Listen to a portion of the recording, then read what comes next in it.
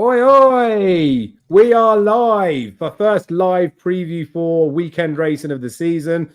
I'm joined by the legend that is Jaime Wrenn, but we've got an even bigger legend who's kindly joined the show this week in Paul Beck. Quite a few of you, I imagine, will know who he is, but if you don't, you do need to get to know, and you will find out a lot about him in the next hour or so, however long it takes us to go through the card. We're going to go through every race Friday, every race Saturday. Paul himself previewed Chepstow.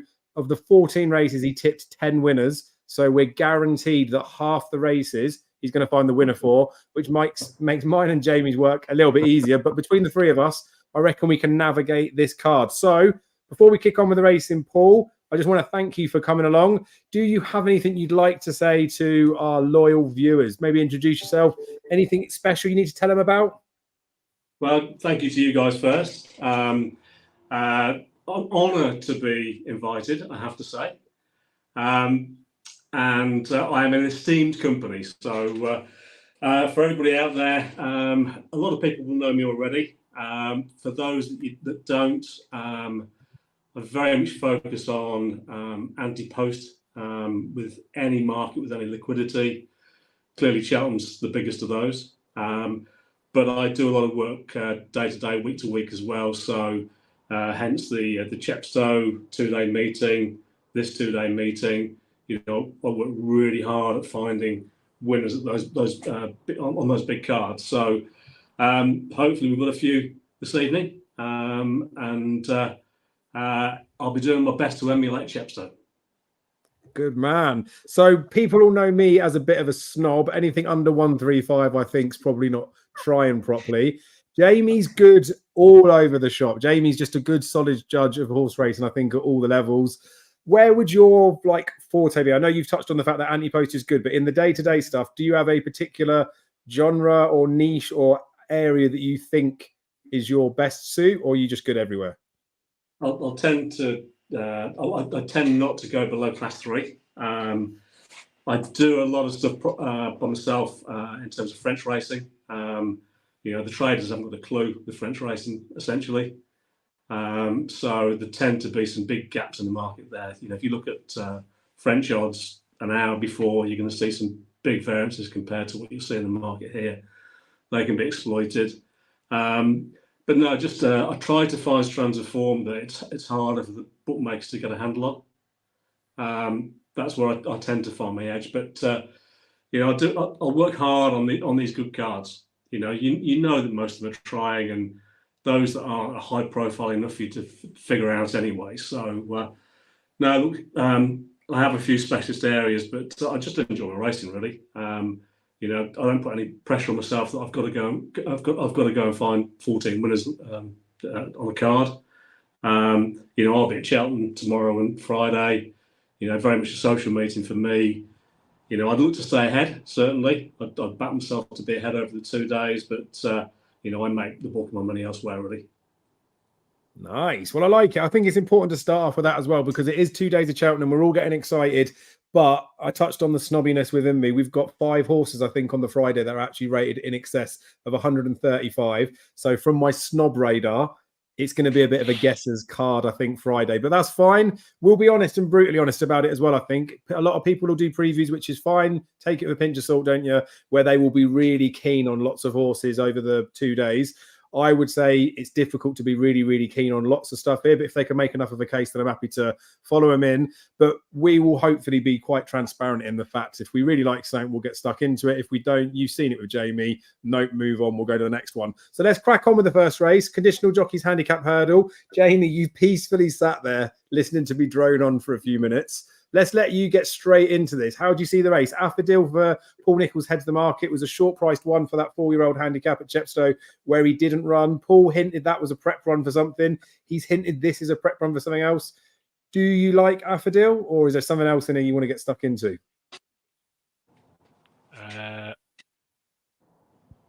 Oh, God, I'm slow. No, not happening, Dave. No, we can hear you.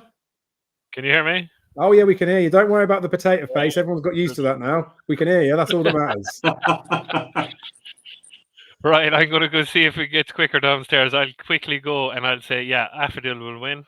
The fact of the matter is because he's off 128, and Freddie Gingle is claiming £6. He's entered in the Greatwood. I can't think of the name of the horse, Dave, that made Harry Copton big. You know, he won the Greatwood there a couple of years back. Guard your dreams. Something. No. Old guard. Old guard. Yeah. And I think he also won. he had a second one the year after. I can't remember its name. I think this is the race. Twisted Diver as well. Yeah, Twisted Drive. Yeah. So this is the horse that made Harry Compton, you know, Old Guard, and I think this is going to make Freddie Gingle, maybe a mainstay at Paul Nichols. So he's off. He's claiming 6 now because obviously he's a conditional handicap. So he's off 122. I can't see anything beating him. I know he's 130. He's the favourite, but on to the Greatwood because Paul Nichols said that he's earmarked him for the Greatwood. So yeah, he to me will win.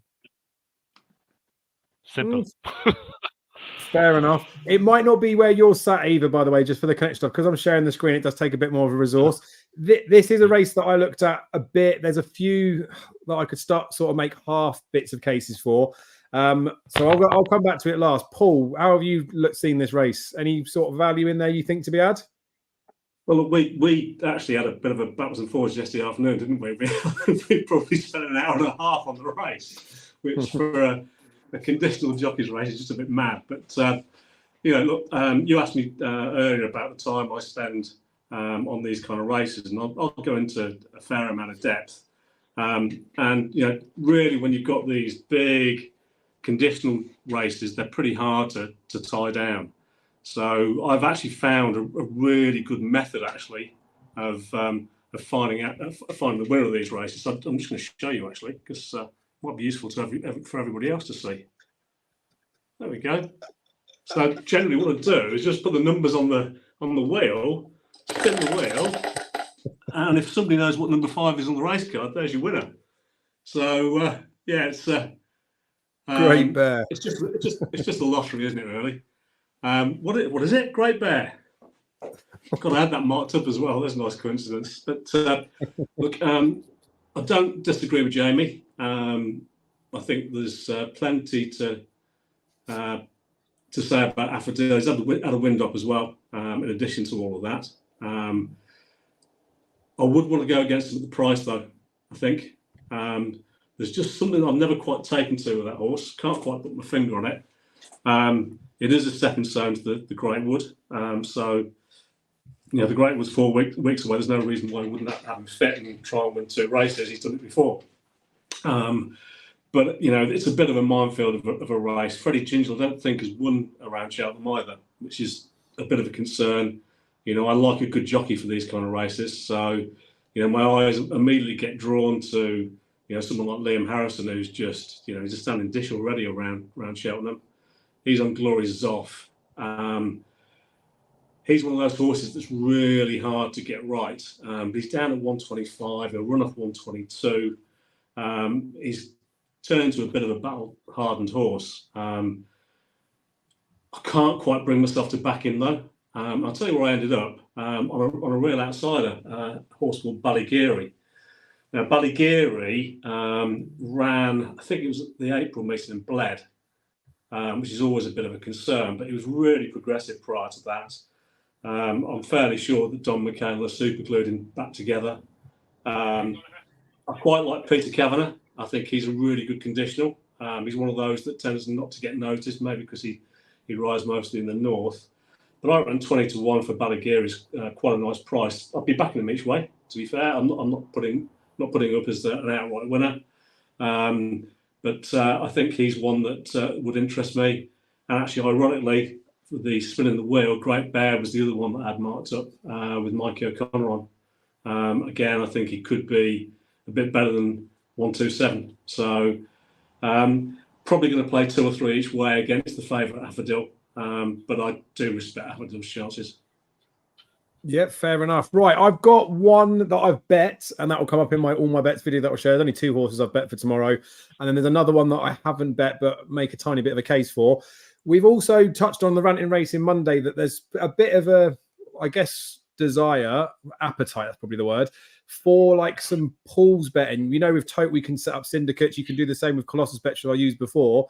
So I think it's probably a good time to post it in now that I will be doing some Colossus pools this weekend where people will be able to buy in and get a chunk of that. I'll have a word with you two guys as well over WhatsApp or whatever, and we'll pick out selections for each of the races to look at it, because races like this, although the bookmakers are playing extended places, there's only going to be 4 spots up for grabs. There's a few races that are like this that we could get something at big prices that makes a fairly decent dividend. So we'll set that up. If you guys are interested, I'll share a link to that. But in this race, right, you touched on it, Paul, that you really do want a jockey that's got a bit about him in a race like this. I didn't even care about the jockey before the horse that I've actually bet was jocked up, but he's just made the deal even sweeter. There's a horse in Ireland who's now going to be racing in Cheltenham on Friday called Clarence. And this horse, the last couple of times when he ran, I just watched him and there was a little bit about him that made me think this horse has got a little bit more in him than he's showing at the moment. He's a bit ropey for jumping, but I think when you get to the lower end of these sort of ratings, like I say, anything sub 135, there's probably a reason why they're not fulfilling their potential. But I think this horse looks like he doesn't want much further than 2 miles, but he'll want the stiff finish that Cheltenham's going to offer. When Danny Mullins has ridden him, he's actually gone quite well on him the last time. He rode him before. I don't think, for whatever reason, the horse was on a going day, but I think he looked like, again, he showed like a little bit of promise. It is a little bit clutchy, but we got Mikey O'Sullivan on board. So you got a proper jockey there. Only thing that he's riding on the Friday. I thought this Clarence would probably be single figures. So the fact that he's 14s, I think, seems okay. It isn't that much of a substantial case I can make for him, to be honest with you, but it's just watching him run. Sometimes you see some of these horses that you think they're gonna, I don't know, they're probably gonna win at some point in the near future. The fact that he's brought him over here and spotted this is an opportunity for a race, I don't think the UK mark £6 higher is much of a problem. So I have bet Clarence. The other one that I sort of shortlisted, but when they did price it up, I think he's way too short, is Shetland Tony for the Twiston Davis and Finn Lambert. Twiston Davis at this time of the season does typically run quite well. He got this horse from Gordon Elliott and got him to absolutely bolt up in a novice's hurdle. When he was last seen for Gordon Elliott, he ran in a handicap in air. Obviously, Gordon likes to send him over there because he knows they're nice week races. Given a UK mark of 114 then, he bolted up for Twiston Davis. He's back up to 116. So in and around the same sort of like opening mark he was given. He just didn't do anything that first day in air, but he'd lost like all love for racing when he was with Gordo. There's a really loose line that I can use here between a horse that Jaime likes as well. So Shetland Tony had a horse called Footloose Man, 32 1/4 lengths behind him. They were running off of levels. Footloose Man was 39 lengths behind Willie the Builder for Dan and Harry Skelton. That horse obviously runs a little bit later in the card, one that Jamie's already mentioned in racing that he likes him. That horse looks a good bit better than this horse rating of 116. So it's a very loose, tenuous link. Market's obviously found him well, given the fact he's a 7-1 poke. So I wouldn't want to be betting him. But I've taken a swing on Clarence. And like the gents have said with Affadil, there's no reason why he wouldn't be wound up to win this. There's no reason why he can't go and win this and run well in a Greatwood. But I mean, he's the price that he is. And I would think there's better shorter priced shots than this to be getting stuck into. So I'll just do a quick round of the table just to reiterate. I'm betting Clarence, but when we do the pool stuff, I will probably make a little bit of a shout for Shetland Tony. Paul, you landed on each way on Ballygeary. And Jamie, you were all in on Affadil. All in on Affadil. Superb. Right. There's barely anything in the comments for the first race, but if you guys have got any questions or any horses or anything you want us to cover at the end of each race, I will quickly flick through there. But we don't need to do that now. We can move ourselves onto this second race, the 210. This is another race that me and Paul had a little bit of back and forth on. Given the fact that it's 4 runners as well, can't believe we spent quite as much time on it as we probably did. For what it's worth, ladies and gentlemen, I'll go quickly on this one. My mate Mozzie is a dog. This horse, when he ran on good ground a couple of years ago, everyone said he's a supreme winner. I sent out tweets saying, come on, guys, it's the summer horse. Let's not get too excited. He was second in that Royal Bond where Statuaire won. I got roped in on Statuaire from Mare's Novice. She's not that good, is she? My mate Mozzie was beaten the last day when he had no reason to be beaten by a 120s horse. So I know there's not really much depth in this race. I mean, Jetronic could be anything for Nichols. It's obviously potentially telling that he's shoving a 4-year-old over fences into this sort of company when he could have had other options for him. But we've seen that with Nichols, right? He does it with novice hurdlers. He'll send him in the deep end because if they get beat, it retains their novice status for the season after. So with Jetronic, it could be one of those. It could be that he just doesn't know and he doesn't care if it gets beat, or he knows this is a worldie. But my mate Mozzie doesn't need to run against worldies to get beat. A 120s horse beat in the last day. He hangs right. He barely even gets 2 miles. I don't think Cheltenham's the track that will suit him. My mate Mozzie would be a big lay for me. The negative I've got is that the exchange probably agree. So he's 4 to 5 for small money this morning, but he was even money 11 to 10 last night. So I won't be laying him unless I can lay him at shorter than 4 to 6 on the exchange. It doesn't sound like it's much difference, but if you're laying at 4 to 5 when it's 1.8 and then you're laying at like 1.66, it's 14% just for the pound off of the stake of that, but it's a bigger percentage because you're laying as the opposite side of it. So I'll go into that in another reason why it's like that is quite a big gulf between the two of them. But I'm very anti my mate Mozzie. But I do think, especially when I went back and forth with Paul, that it's just a race probably to leave alone. So Paul, I'll come back to you. Have you changed your mind, or are you still on Team Mozzie? Yeah, look, I'm kind of in the same place. It feels like a no bet race, doesn't it? You know, there's just nothing behind the favourite. You know, instinctively you want to lay him, but you know what beats him? Jetronic. You know, it's a weird move from Paul Nichols. Normally, he's good novice chase. He starts low key somewhere else, and he's throwing a 4-year-old in at the deep end. So it's either Pegasus or it's rubbish. And I'm probably leaning towards the latter, if I'm honest. You know, Chris Giles can have a day out probably, but if I was forced on a bet, weirdly, given, you know, he's the old man of the race and he's giving weight away, if I was forced to, I'd probably back Al Zarakan, because I can see a thing, you know, the principle of what you're saying is my mate Muzz is going to be there up the hill and potentially dogging it against something. I can't have Jetronic because there's something just doesn't feel right about that horse. Dan's horse wants further. It wants 2.5, maybe 3 miles walking clover, that is. So I was just trying to figure out which horse might be alongside him up the hill while my mate Mozzie dogs in. It's Al Zarakan. He's 7 to 1. I think it's the outside of the field. I can't quite see what you've got the price up there, haven't you? What price is it? Yeah, 7 to 1 generally. You know, it might be just worth a small bet just to find out. So if I was really forced to have a bet, that's the bet I'd have. Superb. Right, and before we go to you, Jamie, I touched on the pool stuff. This is a 4-runner race, so it is win only. This is the sort of one where I want to be getting Mozzie beat because this could be a bit of a coupon buster. But Jamie, I'm probably putting words in Paul's mouth here, but like, as much as I'm saying that my mate Mozzie might dog it and it might not take a good horse to do it, is there going to be anything capable of sort of going with him, staying with him by the time that he does start to dog? Do you reckon my mate Mozzie just wins? I was looking at it all day, Dave, and as I said to you, I tip Walking Clover at Chipstow. My bad. As you say, as you keep, I'm not being smart, harping on about summer horses and Al Zarakan. I can't have him, given my mate Mozzie. What, £8 is it? Not a hope in hell. The biggest problem is exactly what Paul is saying: is that you're going to take a chance on Jetronic that was absolutely shite for him in France. Now, as Paul said, he knows his French stuff, and I'm not being smart with him. Even he doesn't like Jetronic. So I mean, like, come on, like 146 horse. If he can't win this, look. The only thing is, Dave, is that horse the last day. I know he was beaten by 51 to poke, but he was getting £7 off my mate Mozzie. So if he wasn't getting £7 off my mate Mozzie, even though he's a weak finisher, my mate Mozzie would have won. So I've bought in, as I've said to you, I've bought into my mate Mozzie, God knows how many times, but he surely wins this. Yeah, I think 8 to 11 is a good price at a 4-runner race. But that's the tricky thing again. Not being a Johnny Deneen, yeah, throw it all in. But no, obviously you're not going to have massive money there at 11 on him because you're afraid he gets pinched up the hill. But he surely wins this.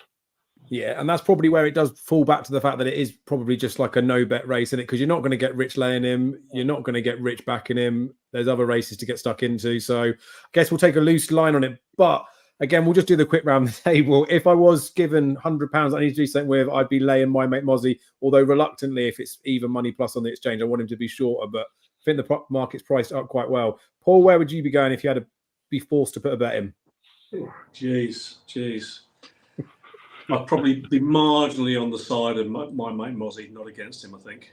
Marginally. All right, so my even 100 is laid to you then. Jamie, can you get the team in profit? Well, when he jumps off, he'd probably be even money in running, so then I'll probably back him.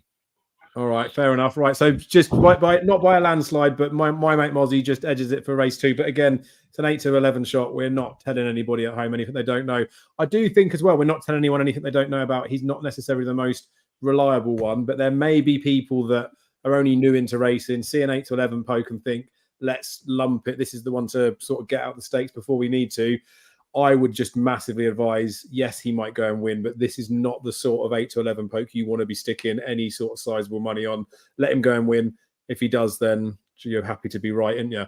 We've got a novices hurdle after this, 2.5 miles. This is typically my bag of a little novices hurdle because I feel like the 2.5 mile division is sort of frowned on a little bit when the horses get to an older age. They seem to fall into this distance because they can't do it at 2 miles or they can't do it at 3 miles. Whereas novice hurdlers, I feel like it's a little bit different. I wonder whether they're trying to get speedsters to see if they stay a bit further, or they've got 3 milers that they want to just test them at 2.5 before they step them up. I think the 2.5 for novice hurdlers is a good place to be starting. This does look fairly competitive though. So Jamie, I'm going to come to you, given the fact there's so many Irish horses in here. Have you whittled down the fields to work out who the winner is? We've got 9, I believe, at the moment. I don't think too many more, or too many will be coming out at all this weekend. So there will be 3 places up for grabs, especially in the old placey pools. But the market's not giving too many clues. Where do you see the winner coming from? Yeah, it's definitely going to come from Ireland, isn't it, Dev? Can't have that elephant there, and I can't have Tagman either. Mel Mulroney, nah. Encanto Bruno for me, Dev, all day long. All day long. I think he might be over the wrong trip of 2.5 miles, but I think he's a 2 miler. But you have to go on course for him here. I know, like the bumper he won October, this time in October was probably a piece of shit.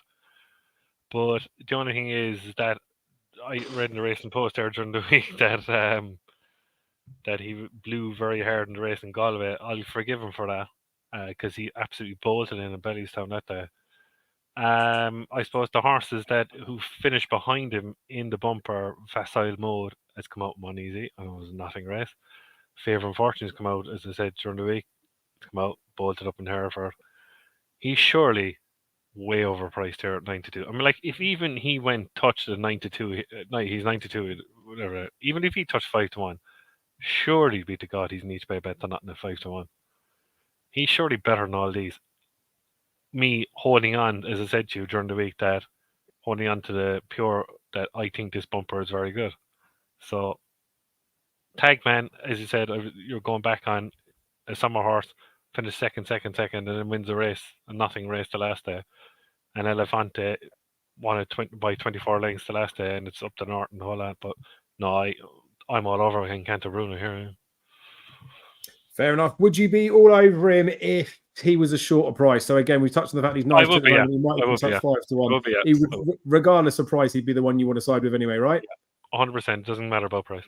Yeah, fair enough. And that's, I think, a key thing to say about some of the racing for these couple of days. It's there might be some pricey bets that come in, but also I think there's going to be just as many that aren't so price sensitive because it's very opinionated with the bookies. Paul, this race, like I say, the bookmakers, I mean, they're not giving away too many clues in who they think. The Lucinda horse, Elefanta, it's easy for you to say.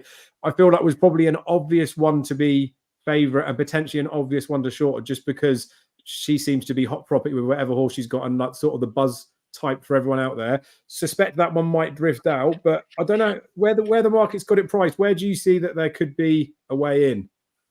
Look, I know Dan likes Coco Mademoiselle, who beat El Elefante in a point. He regards her really highly. So El Elefante obviously won very nicely. Probably didn't win a whole lot doing it, and she's one of 2 that I consider for this race. The other one's Tagman. I'll come back to him in a second. I'll tell you why I can't have Encanto Bruno at all. Actually, I'm probably I couldn't be further away from Jamie on him. I do like course form. Don't get me wrong, but that pulled up came over 2.5 miles over this trip. First time he tried it. He should have been fit. He'd run 2 or 3 weeks before that. you could argue maybe the race came a bit too soon the other way around, but he doesn't want any mention of soft in the going description. It's going to be probably good to soft. I think there's so many reasons to get after him. I'm not kidding. And one more thing with him, he's obviously switched from John McConnell to Gavin Cromwell. You then have the old thing about changing feed and all these kind of things as well. So there's just far too many negatives for me for him. I let him go quite easily, actually. I get the point with Tagman. He's been beaten by some pretty decent horses, to be fair, but he always seems to find one too good, and it could be he finds another one too good here. It's just hard to find what it is. I think if it was one, it would be El Elefante, but I think he's probably just about the better horse. The big thing about this race, actually, there's a few trends to take from this as well. It's normally won by a horse that's already hit at 130 RPR. So there's only two qualifiers for that. That's Tagman and Canto Bruno.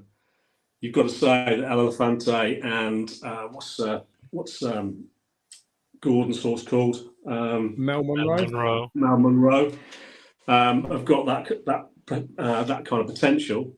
But I'd have El Elefante ahead of Mel Monroe. Her starting point over hurdle is much higher than Mel Monroe's was. I can't remember what the figures were off the top of my head, but when I looked at them, I think she probably did something like 10 or 14 pounds better than Mel Monroe first time up. Mel Monroe's gone and done the same as her now, but you'd expect El Elefante still to be improving, so I think she'd be the best of the two mares. But for me, it's between Tagman and El Elefante, and I'm probably just siding with Tagman. Nice. So Tagman is 7-year-old, got that bit of experience in there and potentially could be putting that to good use. So El Elefante is out of the same mum as Snake Roll that Lucinda Russell had. They shoved that in the Leamington Novices Hurdle, I think it was, when it was trounced. But before that, it bumped into like Tamarisk, that was like a Supreme type horse. I think this one, she does look better than Snake Roll. So it's like tenuous and loose to use those sort of things in there in it. But I can see why she is where she is. And I potentially could see her. I don't know what she'll do. I don't know whether she's going to drift out in the morning because people will think she's too short and then she'll come back in. But I suspect she will go a favourite for this. Tagman, I'd like really take or leave it. Like I sometimes these older horses can just get it done in here, but I'm desperate to think that there is a potentially quite good horse in this race. What it is, I'm not 100% sure on though. Encanto Bruno is one of those that, like, you wouldn't be surprised if he went and won it. The bumper form from last year, I do believe, is going to be pretty strong. But sometimes you get horses in these bumpers that end up as like an Albert Bartlett type, or you suspect they're always going to stay further, like you get with juveniles. You think the season after they're guaranteed to get 2.5 and stay a bit further. I wonder whether Encanto Bruno was just a real good bumper horse, because you do sometimes get that as well, and whether the extra difficulty of jumping hurdles, and I don't know, it's not necessarily more hustle and bustle, but I don't know, maybe the more effort that it requires is taking a bit too much out of him, because I was hard pressed to forgive that last run completely. But it could be a case that we can put a line through it and he picks up from where he kicked off. Of course he could. So again, I think he's probably priced in and around the right place. Like, I wouldn't want to put anyone off backing him, but he wouldn't be one that I'd want to bet. One that I am definitely sticking in the pools. I haven't pulled the trigger and struck a bet on him yet, but I would be keen to see what I could do with him on the exchanges potentially. Is Catate Dory for Sam Thomas, who, Paul, you touched on. Horses changing yards. There can be a little bit of a change in the feed. I don't know what Sam Thomas is feeding these horses now compared to what he was feeding them at the back end of the last season. But Christ almighty, they are having their Weetabix before they're going out. So he's one that potentially could be popular. And also there's a little line with this horse that I quite like, is the fact that he got beat by Bowens Park and Neck at Warwick in a bumper. I didn't think that was a bad performance. He was getting £7 from the winner that day, but I just think he looked okay. Looked different to an Encanto Bruno. Looked like a horse that wasn't made for bumpers. Like he's just going to progress. He's going to get better. Bowens Park, that he was beat by that day, was only 2.5 lengths behind Florida Dreams in that Grade 2 Aintree bumper. Now, I know the Aintree bumper potentially can be a shit race, and it can be one that you can be quite costly to follow, but I just think that this Catate Dory 10-1 seems quite big in a potentially open race. could be popular with people. I feel like he might be one I might be able to do some trading with on the exchanges. I think he's just a bit too big a price. And I think he's got that little bit of form in him that suggests he's going to do something over hurdles. Whether he's going to be up to taking this first time out, I don't know. But these are the types of races where I said I like a little 2.5 miler for a starting point for a horse. I think it's smart with this one because maybe they don't know if he's got speed or he's got stamina, but 2.5 miles around Cheltenham should soon find it out. So I will be tipping up Katati Dory, but I haven't had a bet on it. I'll probably be looking to do it as some sort of trading thing, but it's got to go in the slip for Paul's. Paul, you were tag man? Yep, tag man for me. And Jamie, you're Encanto Bruno bullishly, right?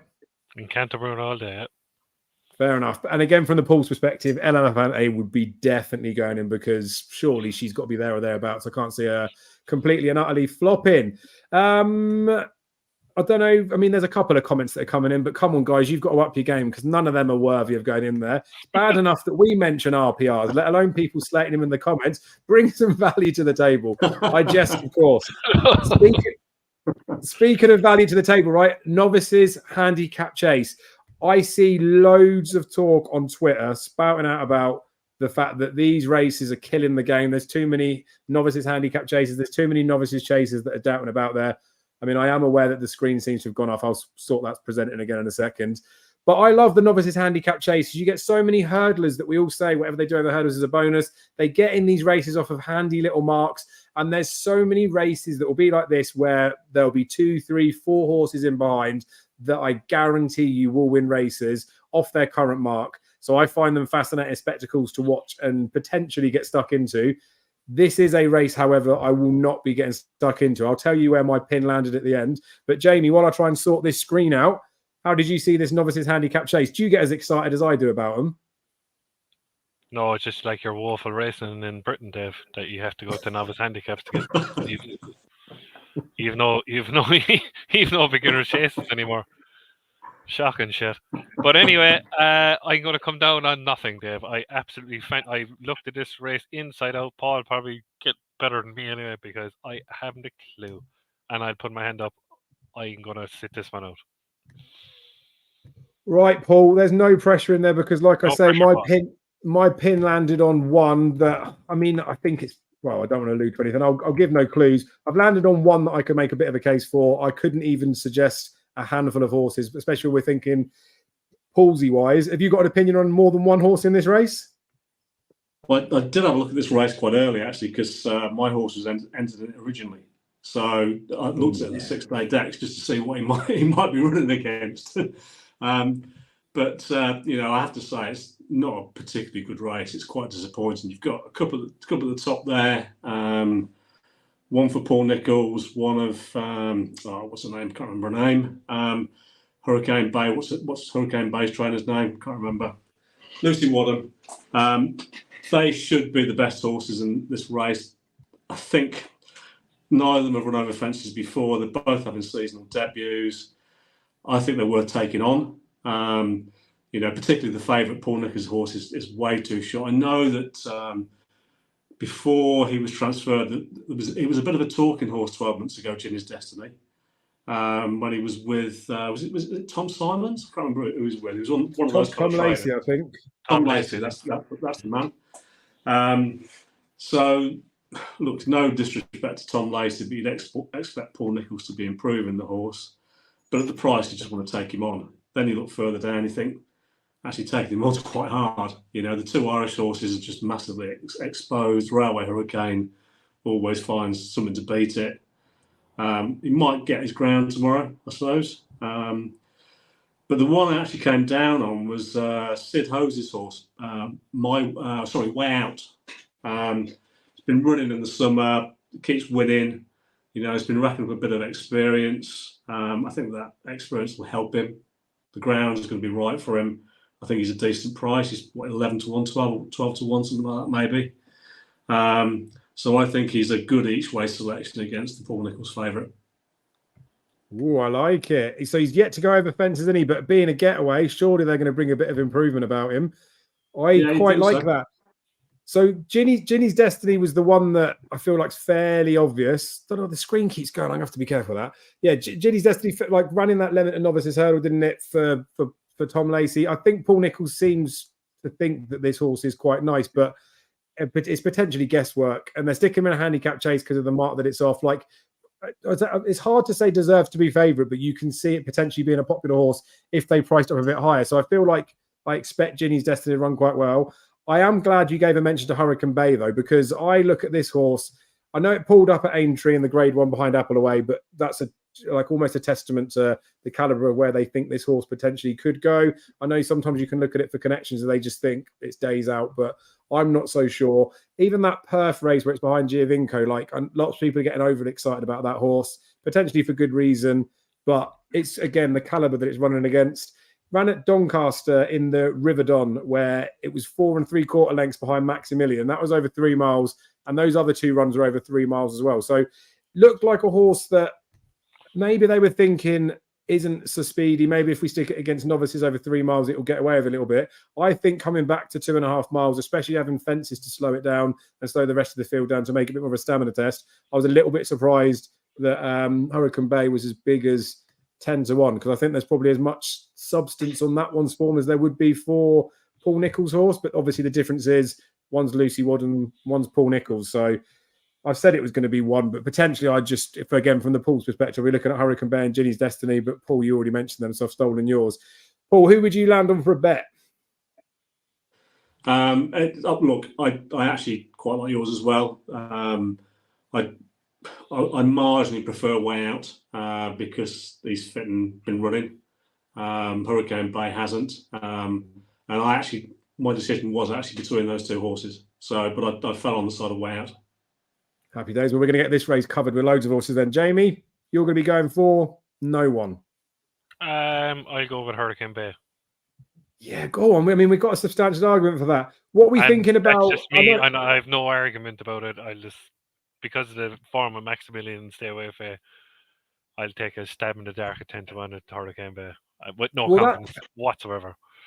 And that's the thing with it, I guess, right? So even there, me just mentioning like tiny little bits of form lines, when you hear that and then you see this type of novelty type of handicap chase, given they're 135 or lower, the price does seem a little bit big, doesn't it, when you can tenuously find a little bit of form. Right, I'm aware that the racing post bit keeps going up and down. I'll keep playing about with that. But we're on to the 355, the Sharp Novices Hurdle, which Jamie was quite correct on. It was moved from November to the October meeting. Thank you to Jake Price and Scotty Rudderham for confirming that when we were live on Monday.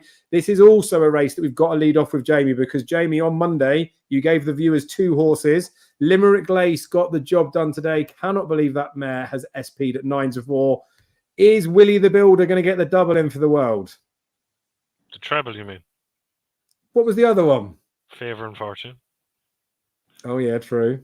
Yeah, I know it was a shit price, but yeah. Yeah, I can't see nothing beating Willie the Builder, Dave. I put it this way, Joe. As I said to you before about eyes, and you've gone about people on Twitter or YouTube or everything. I'd go on my eyes in this one. Regardless, maybe that bumper form is not hugely substantial at the moment. I'll be a snob, like as I said to you earlier, that Cassimas is second favourite, well, joint second favourite, and I always say that Worcester Farm will ever hold up at Cheltenham, and I think I'll be 90% sure that it'll ever hold up. Toto 2 is favourite on merit because obviously Croke Park won today, and Toto 2 was only 2 lengths behind. You ought to know, and you ought to know won a bumper then off his penalty in Galway, wasn't it, afterwards, off the top of my head? Yeah, I think that's favourite just on merit because of the form lines with Croke Park after bolting in today, Clonmel. Active Authority jumps like a bag of hammers, and Look Away, who was a good bumper horse, won 2-0 races around Uttoxeter. So on potential, I'm going on potential here, Dave. Literally, I wish this race was still in November, which it should be, which is a joke. Like a Supreme Novice trial at Grade 2 level in October is a bit of a joke in my book. But I'm going on my eye, regardless of RPR times. I think this Willie the Builder is a good thing, and I think he'll win. Nice. Still as bullish as ever. I like to hear that. So Look Away, you quickly touched on. Before I come to you, Paul, just mentioned that this is an interesting one because I think it had handicap entries, 122's its mark. Neil King's talked about this horse like sort of in high praise, I guess is the way to say it. So the fact that Look Away's come here and not a handicap maybe worries me a little bit. But then I suppose if it's such a shit grade 2, they're probably thinking maybe we can get some, like, I don't know, some sort of substantial positioning on the board rather than going for a handicap. But yeah, he's interesting for the fact of that, but I think if anything, that maybe confirms that the race is substandard. How did you see it, Paul? Because there was one that I was going to have a bet on, but I've talked myself out of it. How about you? I'm 100% with Jaime. I really like Willie the Builder. I know that Dan likes him. 4-year-olds actually have got a really good record in this race. I think 5 4-year-olds have won in the last 15 renewals, so from very few running. So often I'll look at these kind of races, and you look at 4-year-olds and you wonder whether they're going to be mature enough. But actually, they do win these races. I think he's a really nice horse. I think Dan would know where he'd be at with Camisinas, or however you pronounce it, because he's got form through Rockhouse. So I think he'd be quite happy that he's got Camisinas covered. I think that horse probably wants softer ground anyway. And it's also been kept a sharp track. So there's a couple of negatives for that one for me. I noticed there was a bit of money for it today. It's a syndicate horse, so it probably came from the syndicate. Agree with Jaime with Act of Authority. Do worry about its jumping. It's a bang 2-miler. The only way that horse wins is if it's a real muddling pace, I think, and it can go sprint off the front. It's probably the quickest of these, actually. So I just worry a little bit about Peter Farr, his form, actually. I'm not sure his horses are running particularly well at the moment. But I do respect that one's chances. I think it's probably the one I'd have as next best if you want. Look Away is probably not today. You picked up on the fact that he's had handicap entries. I think he will end up in the Greatwood, actually. He's going to go and win a nice handicap somewhere off his mark. And you're right, he could go and pick up a race like this on the way, but I suspect they're just using it to sharpen him up. I actually do think he's a good horse. I know last season was a complete and unmitigated disaster for them. But Neil King's horses were just sick.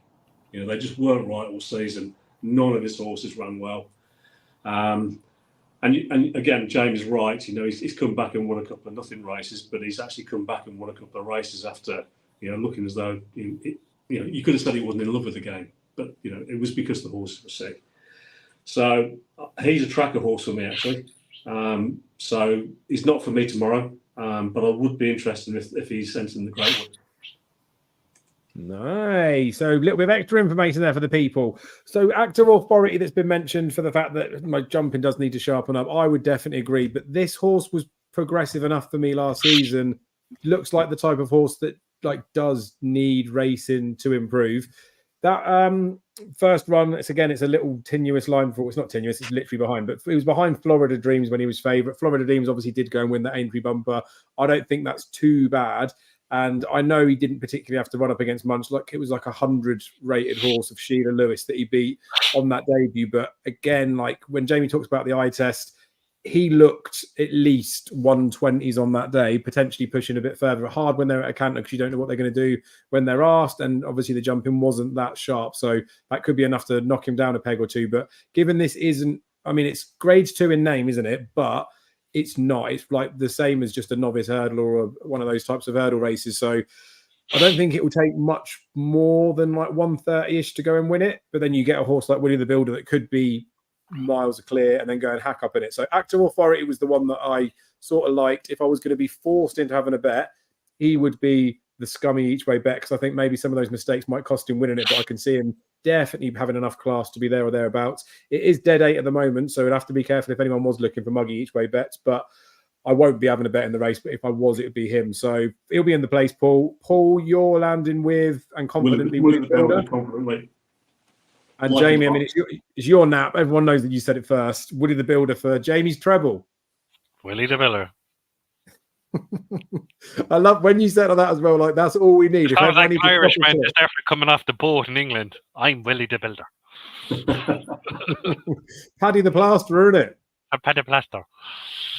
Oh, Paddy the Blaster is a legend. Right, we've got a close brothers amateur jockeys handicap chase. I'll So let Paul on this in it because I'm gone on this in it. Forget about that race. Desperate. yeah, same. So I mean, for the purpose of the fact that Desperate. but Paul's teed us up that we're going to be given a winner of every single race, right? So we're going to try our best to do something. This is one of these races, Paul, where I struggle to get excited to look at these. So again, from my snobbiness, it's a 0 to 125.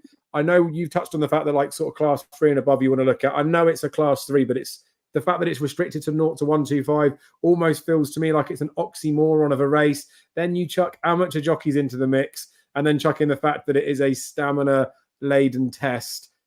I get real confused with this. If I was doing my usual thing of an October meeting in a race like this, I would just be following the money. So as it stands at the moment, strictly a dancer, feel fairly obvious one.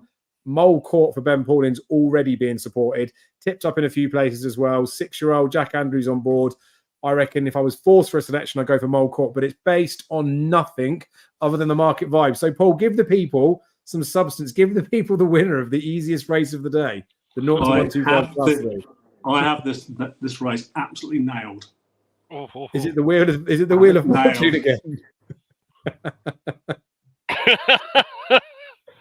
There we go. Spin the wheel. What's number 20? Number 19 or 20? 19, sorry, 19. 19's Calypso Colons, the 66 to 1 run outsider. Lesson is never trust the Wheel of Fortune. Okay, so look, I have got a couple of thoughts on this race. Again, you probably want a good amateur ride in. Typical profile is a horse that tends not to be a serial winner, but it's got a reasonably consistent profile. I like a horse I've already run this season for this, and something that's either got form at a galloping track or here at Cheltenham.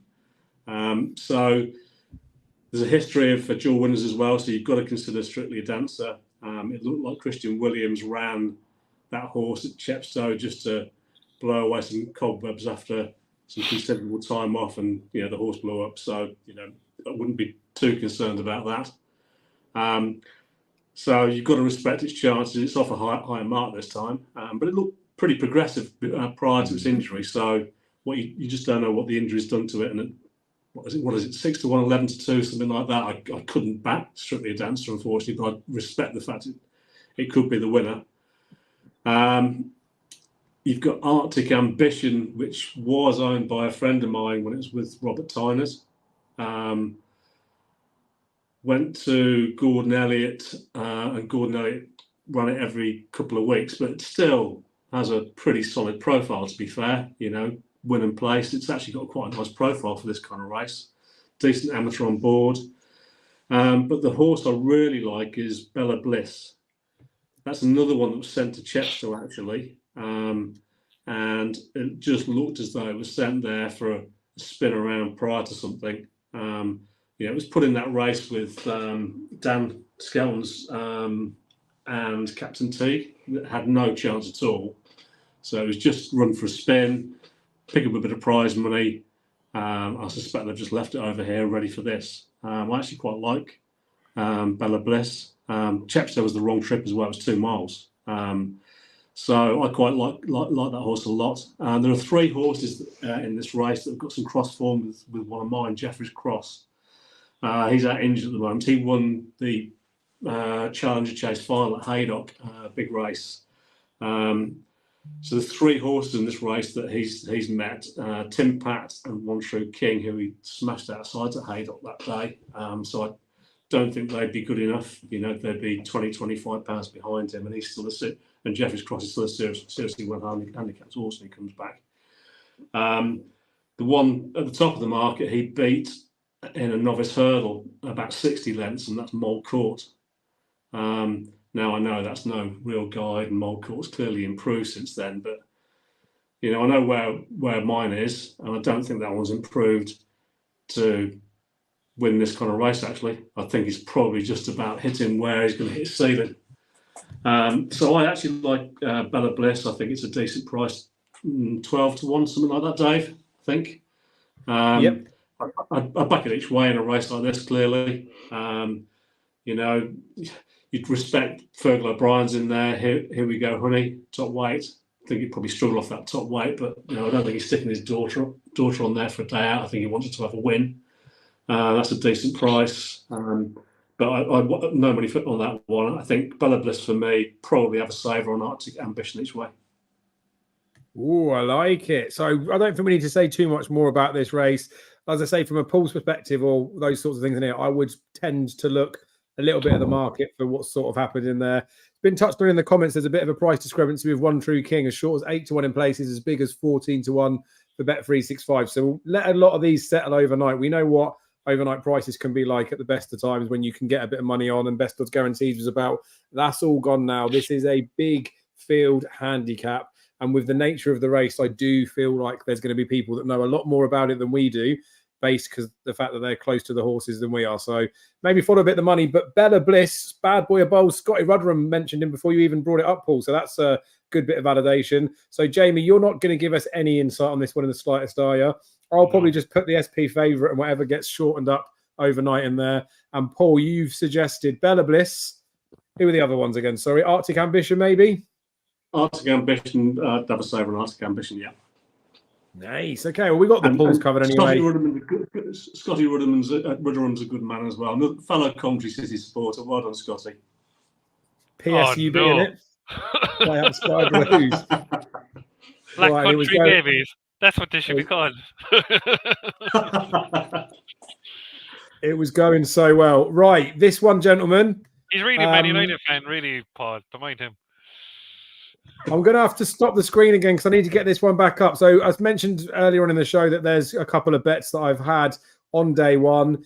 This is the bet that another race where I've had a bet in. This is the race where you know what it's like sometimes, especially when early prices come out. You know whether you think something's value or not. You sometimes don't know how much to have. Sometimes you think, oh, maybe you could be a little bit serious, get a little bit more money out of it. Then sometimes you think, have the bookies priced up right? I've got it wrong. So from a staking perspective, this is an area that I possibly struggle with. So typical viewers will know that it's sort of like 25 quid if I fancy something, 50 if I really fancy it. And then the ones that I want to get stuck into, I might have a bit of a chunk of a bet on. The one that I do like in here that's priced as I would have expected right now is Angel's Breath. Again, touched on Sam Thomas, clearly given his horses some sort of magic feed this season. Angel's Breath has only had 4 spins over hurdles. You look at this type of race and think there's got to be something unexposed that could be progressive and improving. The only thing when I felt through the field that I think could be that type of horse is Elogio for Tom Lacey. That had the cheap pieces on. They've applied the tongue strap now. Go and watch this horse, because if you watch this horse, it's what I talk about, why I don't like this end of the handicap, right? He doesn't look like he wants to win a race. He looks like he's got ability, but he doesn't look like he's ever putting it all in. So God forbid the day that he puts it all in is when he goes and does Angel's Breath by a short head, when I've had a good bet on Angel's Breath. But that's the sort of horse I'm sort of looking at that I think could be a bit of a danger. Other than that, I think they're all too exposed to expect any of them, if Angel's Breath finishes the race sound, can get anywhere near him off of 138. I think it's obscene. Don't even feel like I need to make that much of a case for him because we know the back class that he's got. This isn't the type of horse where I think people will probably say, oh, Davies entered in the Paddy Power Gold Cup. This could be a prep run for that to save him for fences. I don't think if you've got a 9-year-old like Angel's Breath that's so lightly raced and so fragile, you could ever even risk having a prep run on a race course. You get them as fit as you can at home and it will be there to run as good as it possibly can. Sure, he's probably going to improve for racing, but does he need to improve to win a handicap of 138? I don't think he does. It's not going to make a difference to his Paddy Power Gold Cup mark anyway. This will give him an angle of where they are with how good the horse is. And we never found out how good he was as a hurdler. I was surprised that William Hill opened him up at 10-1. Went to the shop. They're always a point shorter. So I've had 40 quid on him at 9s. That's where I was talking about the stake stuff. I wish I'd had a little bit more on now, but hindsight's a wonderful thing. And who knows, he might blow out. But it's a bit punty, right? He's not been seen for ages. And I am putting a lot on this Sam Thomas magic feed. But if he can get good risk to flow or good risk at all to go and win first time up jumping as well as he did, even if Giovinco didn't go down, he would have been there or thereabouts. He's won 4 of his last 5.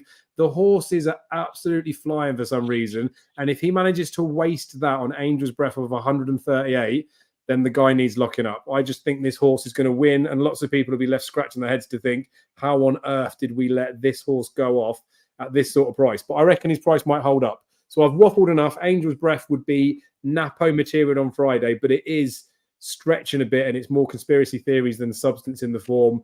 He's priced accordingly. I think it's worth a bit of a punt. So Angel's Breath for me. Paul, did I say enough about the Sam Thomas special feed to make you want to get involved in Angel's Breath? Or probably I didn't even need to mention anything, did I? You must have been looking at him as a candidate. Well, let's be honest. You text me probably about 2:30, 3 o'clock yesterday afternoon and said, I've got one in the last race. I texted you back and said Angel's Breath. So you know my answer. You text me too, Paul, and I said I couldn't refrain from saying you're absolutely talking bollocks, but I couldn't say that to him at the time. I'll add something to it. I like him. We both backed him opening price. Sam Thomas's horses are running well because he's got them absolutely cherry right first up. It really is as basic as that. You know, basically he had such a bad season last season. You know, he's making hay while he can. So his horses are coming to the races. They're all having the cup finals first time out. That's what's happening basically. And I expect the same thing to happen with Angel's Breath tomorrow. It's interesting to look at the last two renewals of this race as well. And the past is not always an indicator of the future, but Seven won it last year, coming back over hurdles off a nice hurdle mark. The season before that, Cool Cody was second. You know, again, similar kind of profile. You know, these older horses can do this, and Angel's Breath specifically, you know, 138 when, you know, he was operating close to 160. You know, that's got to be a nice mark, hasn't it? What else is in the market? Well, Lallygag, I respect his chances, if I'm honest. I think he's a nice horse, but he's one of those that tries to get himself beat. Freddie Ginger taking 7 off makes him. You have to look at him in the market, but I prefer Angel's Breath of the two. Soul Icon won at this meeting last year. I think he could still be progressive, but you know, I don't think I'll be picking him this time. And you know, I did the same as you. I suspect I looked at the bottom of the market when you're picking one at the head of the handicap. You look at the bottom to see what might be well handicapped, and the only one I could find was Elogio. I did the same as you. I watched his races back. He doesn't want to win. Tom Lacey's reached for the cheap pieces and a tongue tie this time. You know, maybe there's a little breathing thing going on there. If it is that and the tongue tie helps him, I think he could be dangerous at a big price at 16-1. I probably will back him at 16-1 with that real sort of. Well, I might buy him back in place only, but I've not done anything with him at the moment. But he's got that sort of profile where you can see him in the frame at the very least, can't you? The last one I'll probably make mention of is Milkwood, who's going to get his ground for the first time in a little while. Best time to get him probably is fresh. He's back down to a mark of 134, so he should be dangerous. But he's at the other end of his career as well. So, you know, who knows with that one? I won't be backing him. So Angel's Breath, you know, I'd already jumped on. I probably will have a little each way or play on Elogio. Nice. It's only taken 7 races, but me and you are basically the same person. Jamie, how did you see this race? I do know we've sort of talked about this before the race came up. I've made you wait patiently till the very end. Me and you could not be any further apart on thoughts of this horse. Who's the horse you like in here, Jamie? Well, it won't be Angel Breath, lads, in a month of Sundays. Don't like that horse. Doesn't like hills. Trust me on that one. He does not like hills. But anyway, Jamie, that's since his local manager threw him out. Yeah, that's true. Yeah, that's true. Fun. No, I couldn't have him in a month of Sunday. I know what you're saying with the Sam Thomas special feed, as you call it. There, it's a punt, isn't it? You can have a punt all day with special feed. No, he's not for me. He's never been for me since he bombed in that bad Supreme that Castlegill Dream on. But anyway, Lallygag. Yeah, I like Lallygag. I said to you earlier, I like Lallygag. I like Lallygag because obviously with the £7 claim, second to Grey Dawning in Exeter, then won in Exeter, and then all of a sudden it was beaten out the gate by a certain horse, Dave, that you fancy for Jerry Phelan. and it's called Lucia. So She's off 136, and she beat this horse 26 lengths, and you fancy off of 130s in here. Get the lot on her. Yeah, get the lot on her. So, like, if Lallygag wins this, Sir Lucia must be the biggest certainty of all time. Thanks, Jake. If Lallygag gets I always prefer you, Jake, than Hannah overall. I'm only messing down. But anyway, yeah, I really like Lallygag here because of the claim. I think if this is his day, it's one of those, as you say, Angel's Breath, it's his day. I think it's Lallygag's day as well. The one horse I fancy as well, Dave, and I said to you that I backed at 25 to 1 that day in the stall. I was there on a work day out, and I couldn't have a beer because we had a couple of clients with us, and I backed the Arabian King because Colin King. The only reason I backed it because Colin King was on it, and I said, "Why?" So same crowd as One Cool Poet they brought on, and obviously this horse was 50 to 1 last year in the same race, up a pound from last year. Can't believe it, up a pound. He was 50 miles, 50 second in the race, and I see Jordan Gainford's booked. I was very annoyed that Jordan Gainford was booked. No disrespect for Jordan Gainford. I thought a little old claim will be on this. Maybe an each way bet to not an Arabian King because of his form on the flat. He hasn't run since the stole that day. This kind of owners like to have runners at Cheltenham. And look, a bit of 14 to 1 each way. Stab in the dark. I'm not going to say his form is absolutely, he hasn't won a race over hurdles. So the more rain, I think with this horse, the better. But they like having runners at this meeting. They might have targeted the race after he went out of the stall. So a bit of a stab in the dark, Arabian King each way at 14 to 1. But I really fancy Lallygag, and I think Lallygag will win, yeah. Nice. Well, I think this is like it's good to see, I suppose. Again, I talked about it right at the start that it could be a bit of a guessers meeting, and like they're probably clutching at straws with Angel's Breath and the special feed. But it's the same sort of punting logic.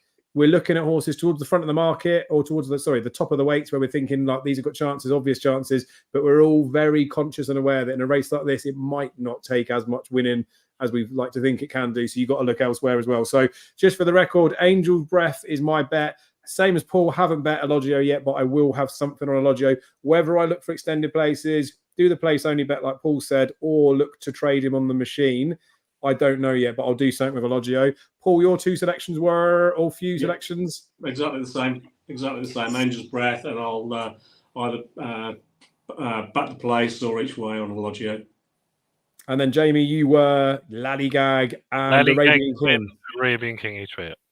Superb. So as I said, we'll do Paul's betting for the Friday. I'll share links on Twitter where you can get involved with that if you want to. You can get involved for as little as or as much as you want. It's quite a good system to do it. And if the syndicate doesn't fill, you can check a little box that your individual stake plays as well. So I'll do another video some other time if anyone's interested on showing you how you can do literally micro stakes pools bets, and sometimes there's some rollovers. Like Friday, if for any reason we get some absurd results, we could have a nice rollover going into the Saturday, and then we got the chance to pounce all over that. So before we move on to Saturday, mine's quite easy to say, but let's go for best bet for Friday. If people are going there with a few quid in their pocket and they want to stick maybe some sort of painting on for us, I'm going to tell everyone back Angel's Breath because it's the last, and at least you can own. Well, you can't really chase your money after that, can you? You have to wait till Saturday. Angel's Breath's my best bet of the day. Paul, your best bet of the day is? I'm going to go a little bit more left field and say Bella Bliss each way. Boom, I like it. Jamie, if yours isn't Willie the Builder, then I'm kicking you off right now. Of course, it's Willie the Builder, Dave. All on the boys, and good with that stuff as well. Any one of those three goes in, you're making money. Even potentially if Better Bliss just places, you'll cover yourself. So obviously gamble responsibly, be sensible. There's obviously a potential chance for lots of big handicap races with 5 or 6 places up for grabs. Some each way doubles, all that sort of stuff. You don't have to bet big to win big.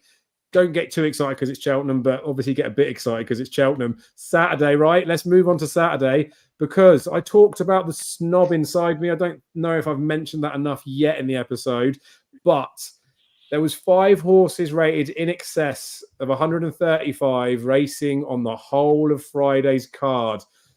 The snob inside me starts to salivate when we look at Saturday's card because in the opening race, we got 4 horses in excess of 135 just in this race alone. Looks a pretty good race, to be honest with you.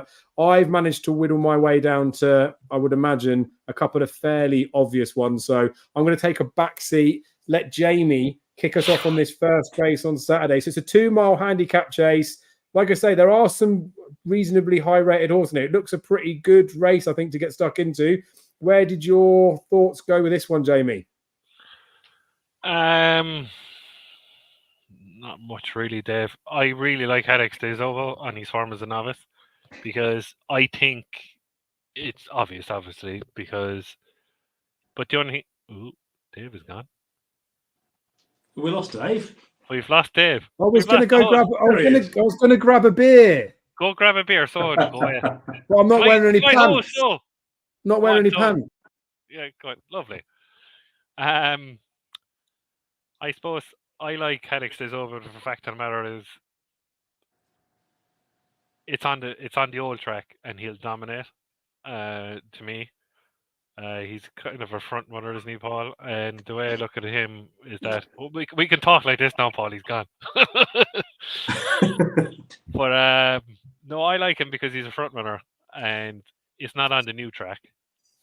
And I think he's tailor-made for the old track. Now, it's a stab in the dark. He's come up and he hasn't run in a long, long time. He could have won on that's the bottomless glass of wine there, Jamie. Thanks, Michael. The one horse, obviously, the last day, Red Rookie. There is a huge handicap on Red Rookie. There's no doubt. But is it too early in the season for a Red Rookie? He was woeful the last day. His favourite. Obviously, he was only a prep run. It was 2 miles 2. And he's back to 2 miles. Mercy and Prince won that race off the top of my head. I think I'm right. And it was at Kempton. A horse I'm very interested in, obviously, the horse that I think will win the Paddy Power Gold Cup is Stage Star. And obviously, I'll be very interested in the way in not long till May runs. Because I back Stage Star as a saver against Deal Fated Gordon Elliott horse. Can't think of his name. Mighty Potter. Dancing on My Own as an Irish horse. He had his daily entry. I think we'll be back to entry again for him with the same 2 mile chase again. He kind of likes that flat track. Before midnight, ran in a veterans whatever race at Chepstow. If it was maybe a season or two ago, I'd have backed Before Midnight, but I'm just going on potential with not huge amount of confidence, even though I love Red Rookie because he'll probably win a handicap when I don't have a shilling on. But I'm going to go with Headache Says Over. It's unoriginal. He's a favourite. I'm just going on potential on this. But Red Rookie, hopefully he doesn't win. And hopefully not long till May runs well. So my true fancy for the Paddy Power Gold Cup will win the Paddy Power Cup, and that's Stage Star. But yeah, Headache Stays Over is me for me. I like it. And that's the thing. There's lots of these races early in the season that are horses hiding in plain sight in 3rd, 4th and 5th that are going to be winning races later on. So these are races that are well worth watching back after. One thing, while I've got a lot of viewers, I haven't put my headphones on this week. Is the sound really bad from like picking up the audio from other people's? I don't know on the live stream. In the comments, does the sound bad? Do I need to stick my headphones on? If I do, then just let me know. But Paul, we'll come to you on this one because I've got a fairly straightforward thought on this race. How do you see it? The money for Before Midnight, is that luring you in for the old boy? Well, look, you've got to say he's a bet at the price he was. Now he's probably, is he 6 to 1 or something? I think he's probably too short. He was just one of those where I just sort of jumped on at the opening price, but I wouldn't be necessarily advised now. It was a good each way price when he opened up. And the attraction's there, isn't it? He's won off 144 with the £7 that he gets from Ben Sutton, who I like a lot, by the way. I think he's a really good jockey. He effectively gets off 128. We just talked about Sam Thomas's horrible form last season. He switched to Fergal O'Brien, and you've got to think he's off a really nice mark. But, you know, he's 10 years old, and I kind of want to see him do something before, you know, I'd really get stuck in. You know, it was an easy little each way play yesterday. He's not now, I don't think, because you're kind of backing him for win purposes only. But this race is actually the race where I have my nap. More props. Look at that. And I'm absolutely with Jamie. I love Haddix Des Obo. I think he's absolutely made for this race. This race just is won by someone that's going to attack its fences. I love the flashing lights still going. I'll turn it off now. Keep it going. Keep it going. Oh, back on then. Back on. Okay. Back I just think he wins.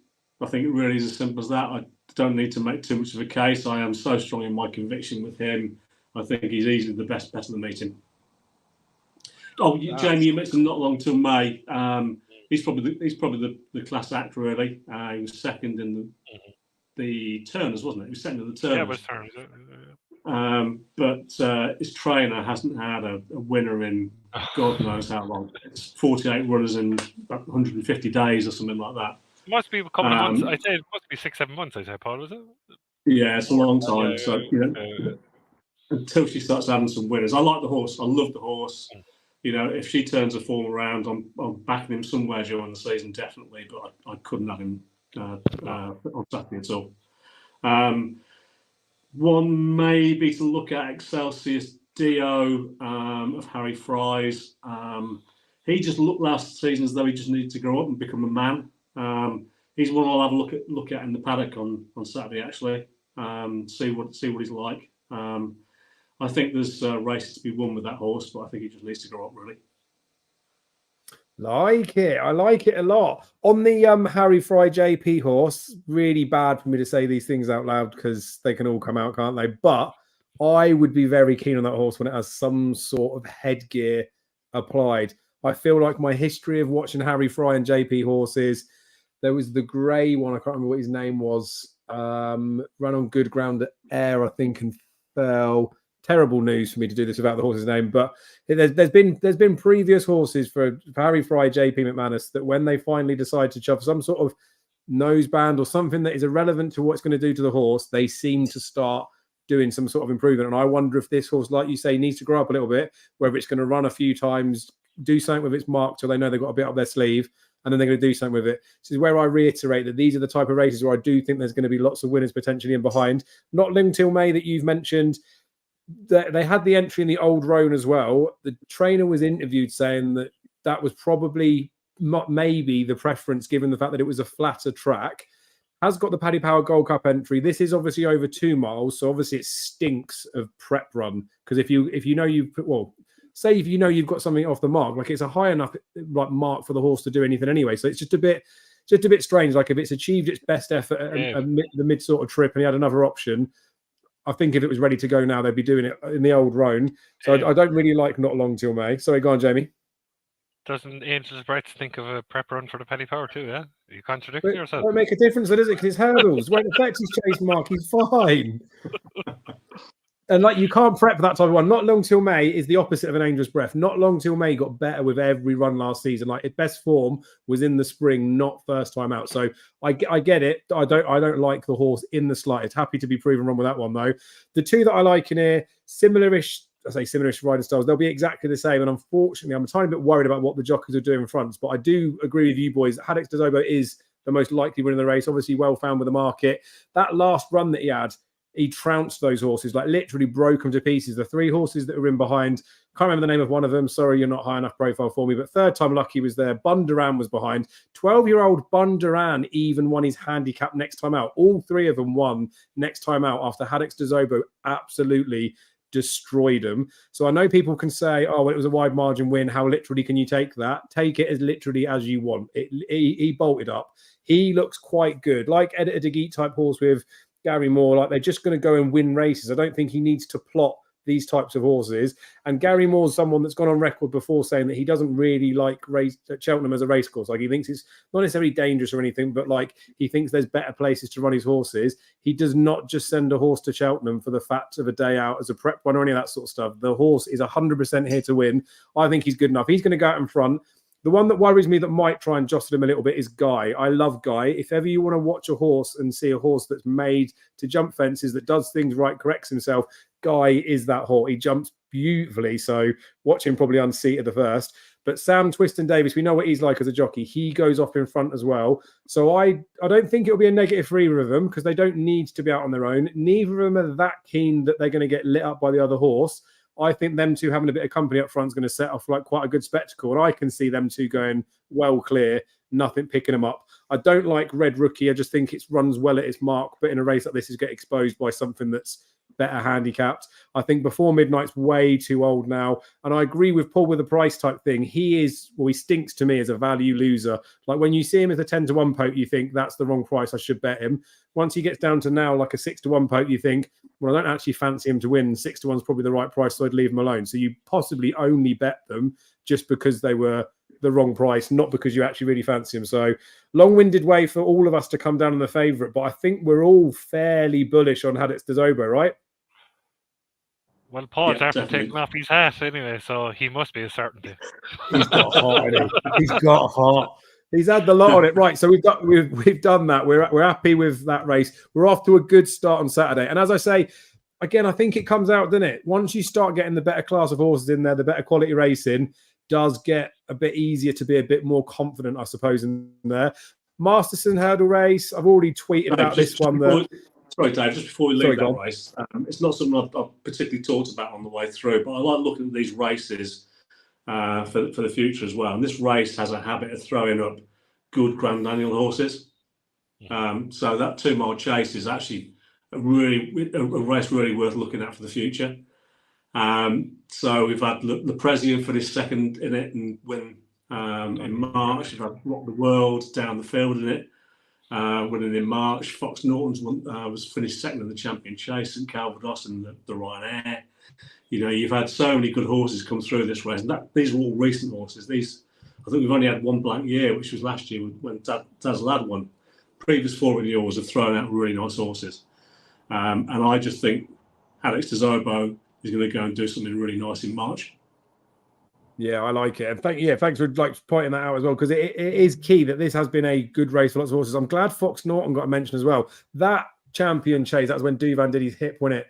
I had Fox Norton was my saver. I've over a cliff with that horse. When he won this, he was still with Neil Mulholland. And I remember that was one of my first reasonable sized bets. And I told a handful of people to back him as well. That felt like quite a nice one. Look at me giving a little bit of an aftertime in there. Love it, didn't we? Right. The Masterson's holding hurdle. I've already tweeted about this. Terrible renewal, unfortunately. Paul Nicholls sends that French chaser, not necessarily clutching at straws, but on a fact-finding mission to Prestbury Park, first up in the Novices Chase. Lots of people will get excited and say, wow, this is a really good sign. Wasn't a very good sign when Blue King Daru flopped in that Grade 2 juvenile here, was it? I would be very hard-pressed to want to forgive him that and get stuck in at 6-4. However, the race is so poor, he doesn't even need to run up to what he's done in his last 2 starts to win this. So he is the most likely winner of the race. However, that bit of Cheltenhamness, it's more than likely it was just a wind issue, but worries me is the easiest way to say it. And like I talked about with that not long till May, the fact that he progressed through the season, his better runs were towards the back end of the season. I'm a little bit scared of trusting him at the price that he is. But the Aintree one was pretty good. It was only 12 days after he popped up in that handicap at 50-1. So he deserves to be favourite. He's probably about the right sort of price. But just because something's 6-4 and you say it's probably going to win, there are different types of 6-4 shots, like ones you might want to get stuck into a little bit more than others. I was trying to look down and see if I could find a scummy each way bet to pick in here. I struggled with anything. The only thing that's worth mentioning is Boys Gilbert for Lucinda Russell. 4 times it's running Class 4 company over hurdles. Won 3 of those. Handicap hurdle debut the last day at Kelso. Won quite nicely. Travelled strongly, but travelled like a horse that wants to be running against faster horses. Now, if this Masters hurdle was your 140s types in here, like it has been in previous years, probably would struggle to keep up with them. But given it's not a vintage renewal, these horses will go faster than what he's been running against, but they won't be going too fast for him to keep up. So I think we will see a much improved performance from this horse. He's 121 rated. There is that very tenuous line that we can use from Friday with Elogio. If Elogio starts to run well places, even though he's not putting it all in, that horse is running £7 lower because that's £2 out of the handicap. This horse gave it £7 and a couple of lengths beaten. So it's 121 rated now. Blue King Daru's 138. As I've touched on, I don't think he even needs to run to that number to win this. Boys Gilbert could, off this faster pace and in better company, I think could run close to 130s-ish. So if Blue King Daru does just hate Cheltenham, does need his races, and his win's gone to shit again, don't think there's much to split the rest of the field. So Boys Gilbert could be an interesting one, but I do expect that Blue King Daru will win it. But when we talked about those place perms as well, this could be a leg where he might just bomb. So I'd want something as cover. And I think that Spirit Danu's too short a price. I'd rather be back in Blue King Daru at 6-4 than that other one at 2-1. Jamie, how did you see the race? Are you just as disappointed as I am? Yeah, we touched on it during the week, Dave, on Monday. Like, as you said, about the mayors taking over in the Triumph Hurdle. Do you know what I mean? That's the problem. There's no, like, Gordon Elliott would obviously target this race, and Gordon Elliott had nothing last year in the Triumph Hurdle, and that's basically what it is after Pied Piper won this race last year. Blue King Daru just wins. Do you know what I mean, Dave? It wins because the fact of the matter was second to punctuation entry, and punctuation away back the last day because Holly Doyle gave it a great ride in York. I had the underpants on it. I know it's a flat race. It's different gravy, but it just really wins, Dave, with any confidence, really. Like, 6-4. Like if it drifts on the day, I'd sell it back because Spirit I knew obviously he's on about a 5-4-5 timer. Like, it's only rated 126. Is it 126? Like Blue King Daru, like it should just win, really. Like, it's just a poor race, isn't it? Really, but like it's you're going on the default favorite, and yeah, I just think it wins, Dave. And not being smart with anybody, I just think it wins, and that's it. Yeah, I agree. He's a different horse from what he was at the start of last season. And that, like, again, we touched on that entry run again there behind punctuation. That was 12 days after he won that handicap hurdle. Juvenile shouldn't be turning around that quickly and putting in improved performances potentially. He won 50-1 that day, wasn't it? Was it 50-1 that day? Wasn't it? No, that was the time before, and pisses me off as well because I haven't used a tracker. There was NASCAR, wasn't it? Yep. Cheers. Keep saying it. Keep winding me up. Yeah, of course I haven't. Paul, I haven't used a tracker for about 8 years. I've got my own little Excel thing that sends me stuff out, but I can't be asked anymore. I look at the Racing Post enough to see when horses are running. Blue King Daru even popped up in my tracker to remind me, and it was a handicap debut. I never thought it would be that price. I didn't even fucking look at the race, but it kills me because I actually I made a bit of a case for him when he went in that Grade 2 Juvenile. So to see him go off a handicap debut off a 127 made me feel sick. Anyway, I'm guessing you think the horse wins. Do you think you'll be betting him? Well, no. The siren's on, though. The siren's on. My next test is in this race. It's not Blue King Daru. Oh, fuck yes. Let's go. Oh, please don't be Spirit Danu. Spirit Danu is a weapon. I'm telling you right now, it's a weapon. Fair enough. It's worth watching. If you haven't watched it, watch that race that it ran in April, I think it was, at Chepstow. You've got the whole thing where you've got to say, what did it beat? I get that. That's what's going to be thrown out against this horse. But when you see a horse that you really buy into, and I really buy into this horse, I think it's really smart. So I will be playing him, and with the double with Hadex de Zobo. I think he will eat Blue King Daru for breakfast. Jeez, I mean, I like it. If anything, that's just helped me even more with the fact that I can't bet Blue King Daru. Like, everything in my head says, as someone that's, it's a long game, there's opportunities to bet. He's the right price. He probably, like, if it was guns to head, someone gave me a free bet, I'd want to back him. But when Jamie spoke, I was thinking, maybe I should bet him. But now you said that made me feel better. I will go back and watch that race because it was Mott Hilly beat, wasn't it? Yeah, it was Mott Hilly beat, and he didn't just beat him. It's just so easy. It was so easy. He's down. I think he ended up winning 6-8 lengths or something. But he could have won half the track. It was that easy. And, he's just not stopped winning. He just improves. But Blue King Daru improved after it had the wind up. You've got to respect its chances. But, you go back and look at the races it won, what was in behind, and he was probably winning off the right mark, really. You wouldn't suggest there's a lot more to come. So his mark's probably his mark. Do you know what I mean? I'm not sure there's much more to come from Blue King Daru. Maybe when he goes chasing, he might improve again, but I'm not sure there's much more over hurdles.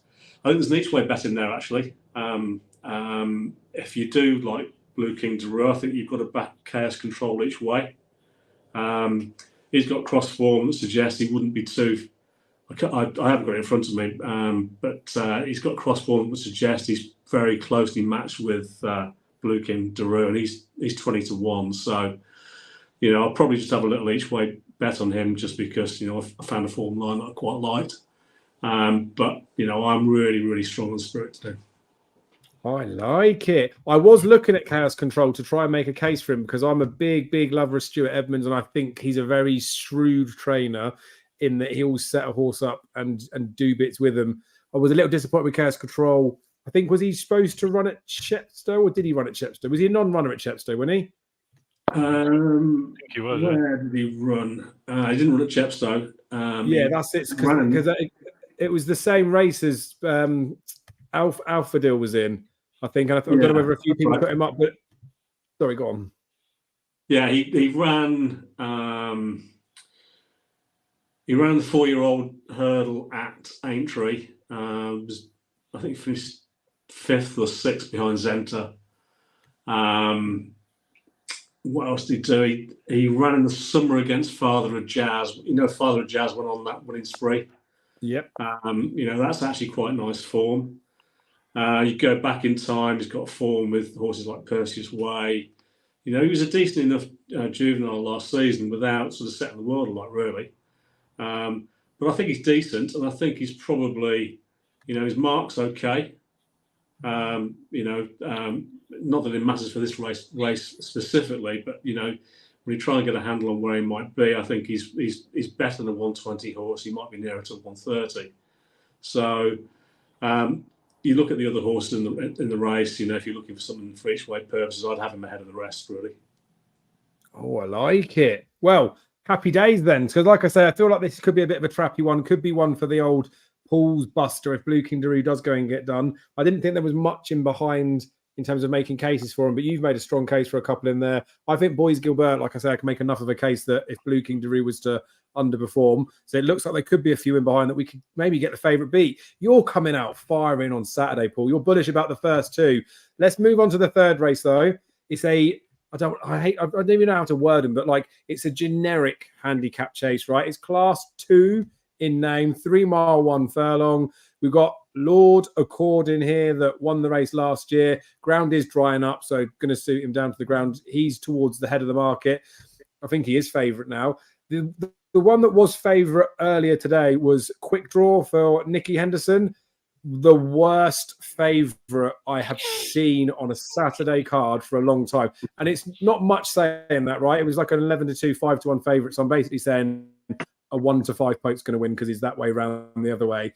But this horse won the last day. The horse that it beat, first time up every single season, has been beat 42, 27, 13, 11. It doesn't do anything first time out. Quick Draw went and won, beat it by a bit of a margin, but it's not the same as when Haddad Dezobo goes and batters horses. It's a different type of thing. Quick Draws was a terrible price, so feel free to have a couple of quid on that because it'll probably go and win. There's 2 I'm going to Dutch in this race, and unfortunately the prices are starting to collapse a little bit in here, so I will still definitely do it, but I can't be bothered with each way betting in here. I can't be asked with trying to find a smart bet, but I do feel like I'm happy to take a bit of a punt on these 2 horses, but it is punty, right? So the 2 that I'm taking the punt on, Under Supervision, who made his novice chase debut, ran through the tape, didn't he, when he might have beaten Does He Know? He got an RPR, I think, that day of 140. His last completed start was an RPR of 141, almost 2 years apart, I think. Pretty consistent horse for a horse that consistently seems to get in trouble, jumps like a bit of a twat, and always looks like he tries to find that bit of trouble. But I don't think he's doing it on purpose. I don't think he's the type of horse that's disgenuine or is trying to get himself in trouble. I think he just might be a little bit thick. Like Gumball used to smash his head against the pre-parade ring stable, didn't he? Some of them are a little bit wired, didn't they? But I do think Under Supervision's a better horse than his current mark. There was a run behind Eva's Oscar here as well. I talked about the Does He Know race where that was a good performance as far as I'm concerned. Behind Eva's Oscar, where again, if you go back and watch it, was probably 9-10 lengths behind. At the second last, clattered it, so losing all momentum, and then still managed to find 4 or 5 lengths up the hill. Maybe it was chasing tails, and that's what managed to spark some enthusiasm into it. But this is the sort of horse that just one day is going to jump all right, or it's going to get a bit of luck in running, because I think he's been a little bit unlucky and could scoot up in a race like this. Am I Right's the other one that I will be taking a bit of a punt on, because Henry de Bromhead knows how to make a horse chase. For some reason, he's not been able to get Am I Right to do it in his first season over fences, but no horse gets sent off 11-2 favourite for an Irish Grand National that does not have the ability to win a pretty generic handicap like this. I don't think they're like plotting or planning or doing anything with this horse. Maybe it's a bit of a prep run for a Hennessy. They've come to see like a UK mark, and then they're planning something else with it.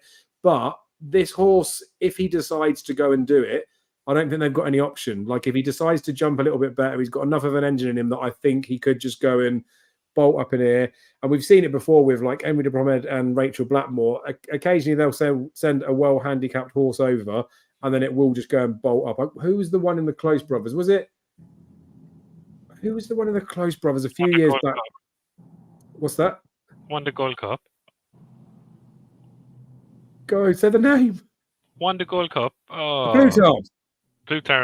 Sorry, yeah. So they said a horse like that, they send it into a handicap where, for whatever reason, it's got itself to the point that it's a handicapper, but it's got tons more ability. This horse was in the Brown Advisory Chase last year, but they've declared it a non-runner.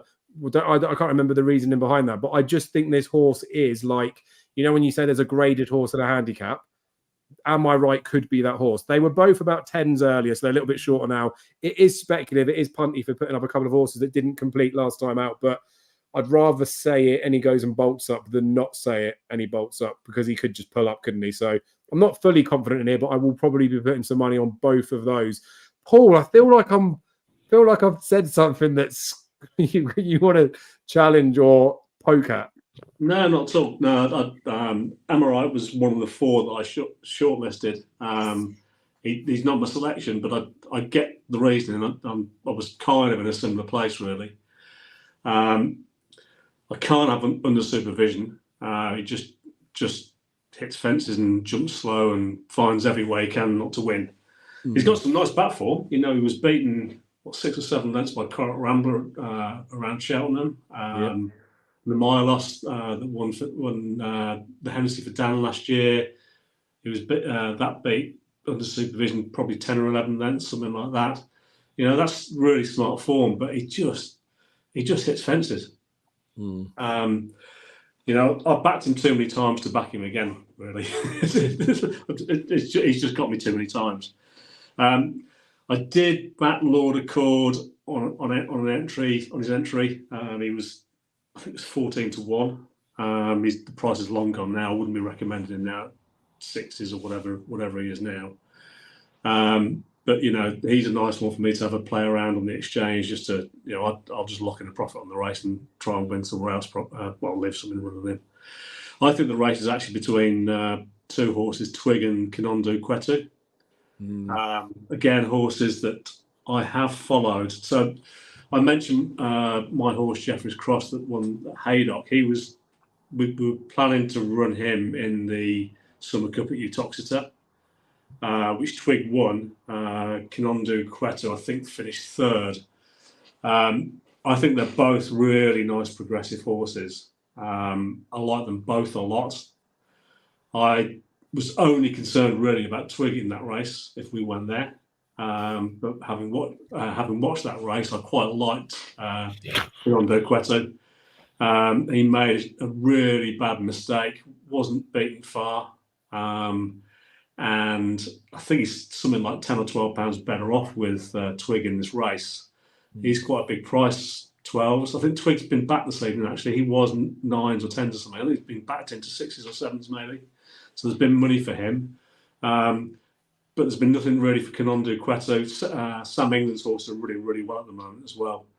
Kinondo Kwetu was also 3rd to Midnight River at Aintree.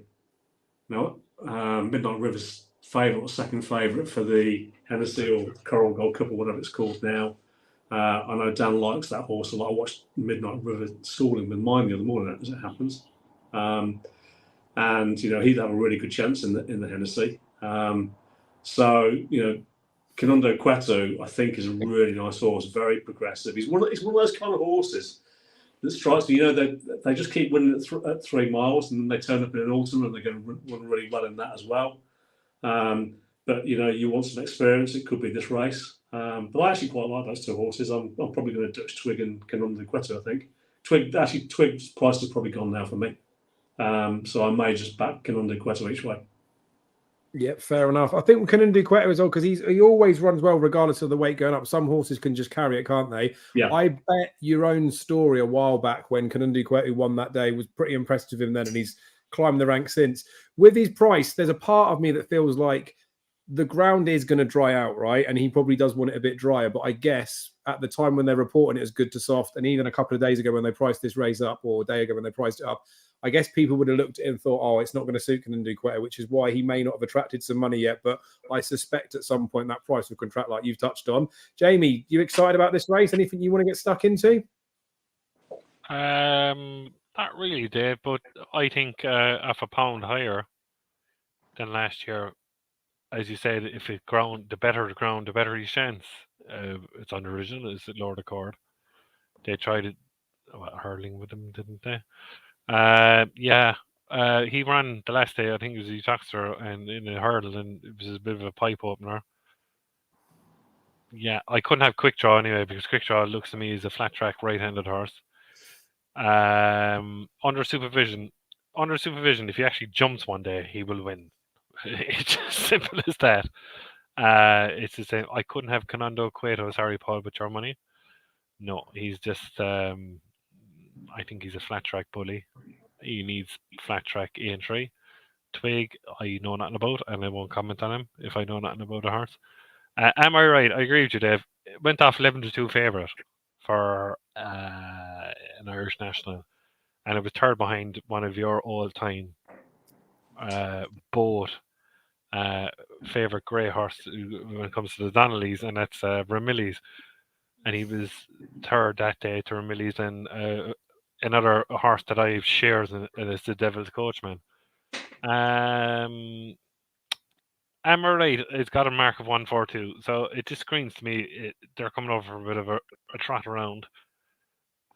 Maybe hoping for a bit of bog ground on the ultimate first day of the Tuesday of the Cheltenham Festival and keep his mark for Cheltenham. So I wouldn't touch him in a million years. I like the horse. He might be a great horse in the handicap, but no, I wouldn't touch him tomorrow, or Saturday, sorry. But I'd be all over Lord Accord in this race because of the fact that he's a pound higher. Lovely pipe opener the last day over hurdles, and I just think he'll win. Yeah, Lord Accord for me.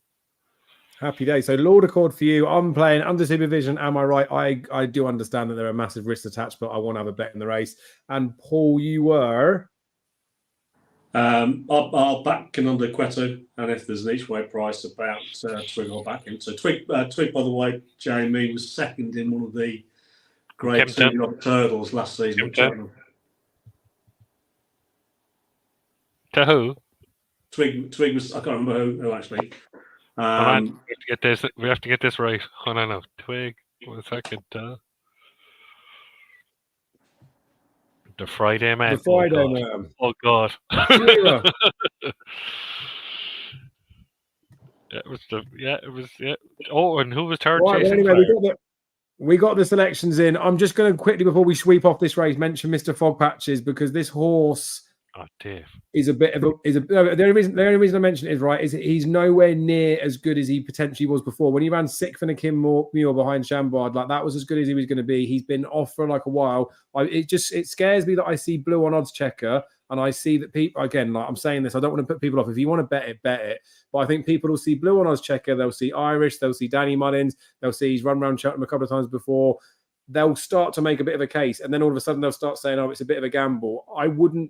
I don't think Mr. Fogpatch has got any hope in the race, but I'm terrified that the odds checker blue might lure a few people in. So it's your money, do whatever you want with it. But I think Mr. Fogpatch, for what it's worth, has got zero chance. But then I am tipping up under supervision, and am I right? So do whatever the fuck you want, basically.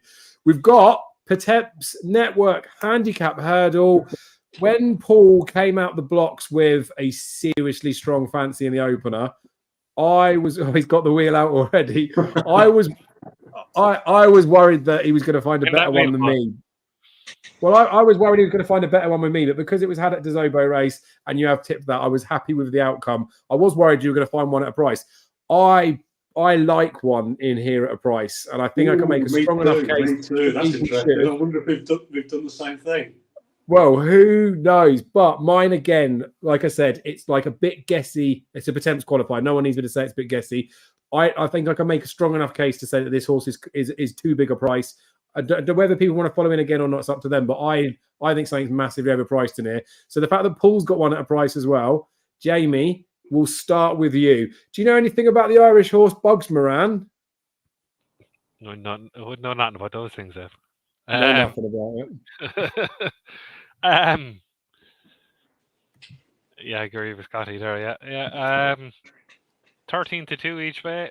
If you give me first 4 in the race, it's an each way. First 5 you can have. You can first 5, but he needs to finish the first 4, Dave. Oh yeah.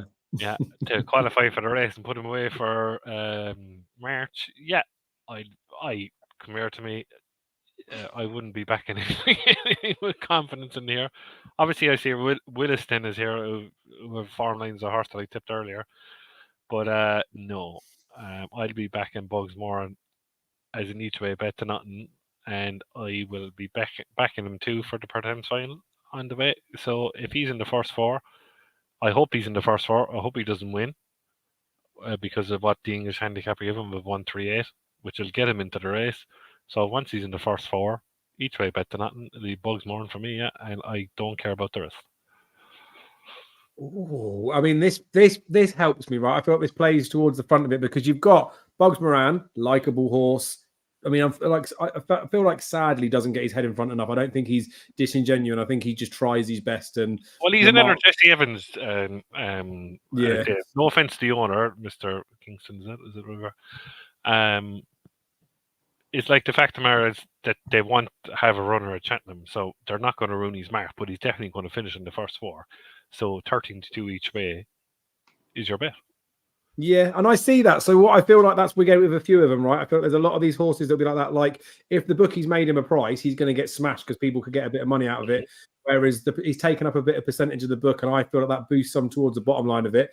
Hugo's new horse for Nichols, like it's good to see this, right? We've got Willie Mullins saying over. We've got Gordon Elliott. They've got Gainford, Paul Townend on there. We've got Bugs Moran for Noel Mead. That's like I fancied one.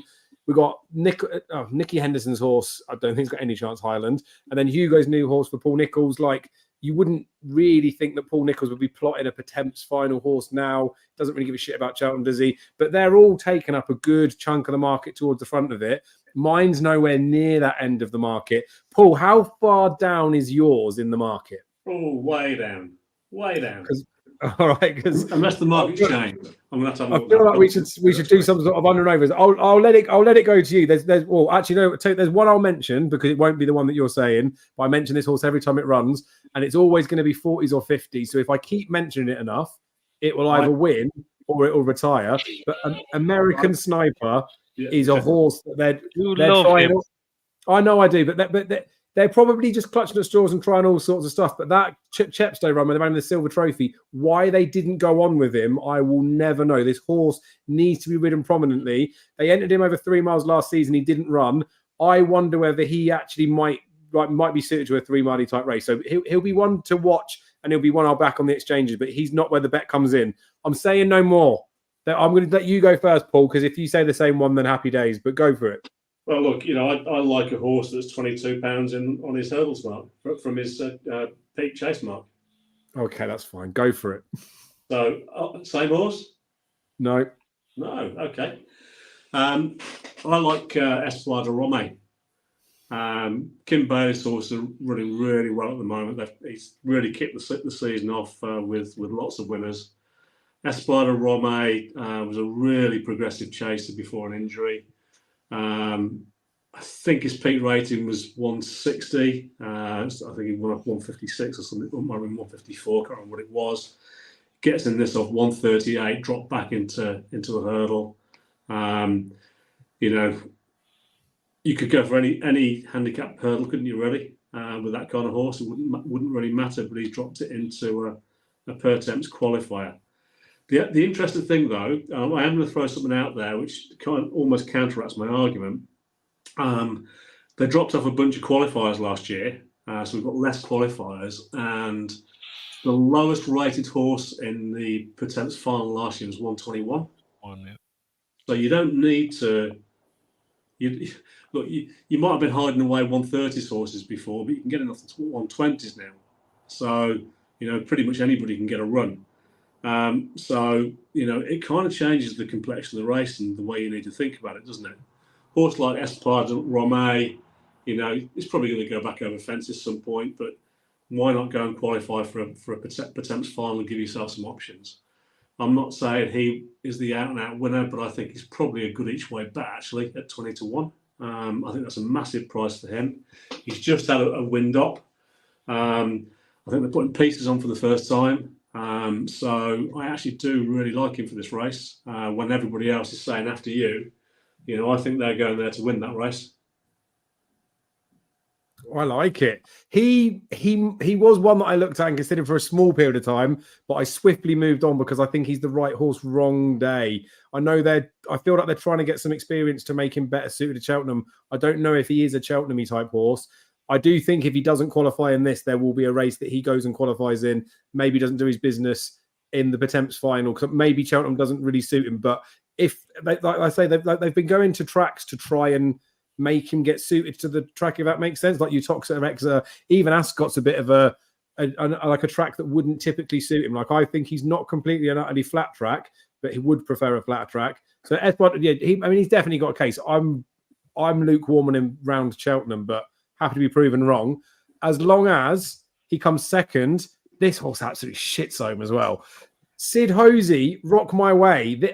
This horse came out of a point-to-point field, was running this time last year in his point-to-point, had a couple of weeks probably with Sid Hosey before he thought, fuck it, let's send him over hurdles, see what we've got here. And at 66-1, he was beaten a length and a quarter by We've All Been Caught in that maiden hurdle on New Year's Day. Now, We've All Been Caught is the same rate, and 135 we'll come on to in a minute because he runs in the 3-mile chase with Flooring Porter. So they're in and around the same sort of mark, bearing in mind whatever they've done, like up and down in ratings and stuff. But he did go and beat Pembroke on trials day in a grade 2 hurdle. So I know it's grade 2 in name, not in nature, but shows he's got a bit about him, right?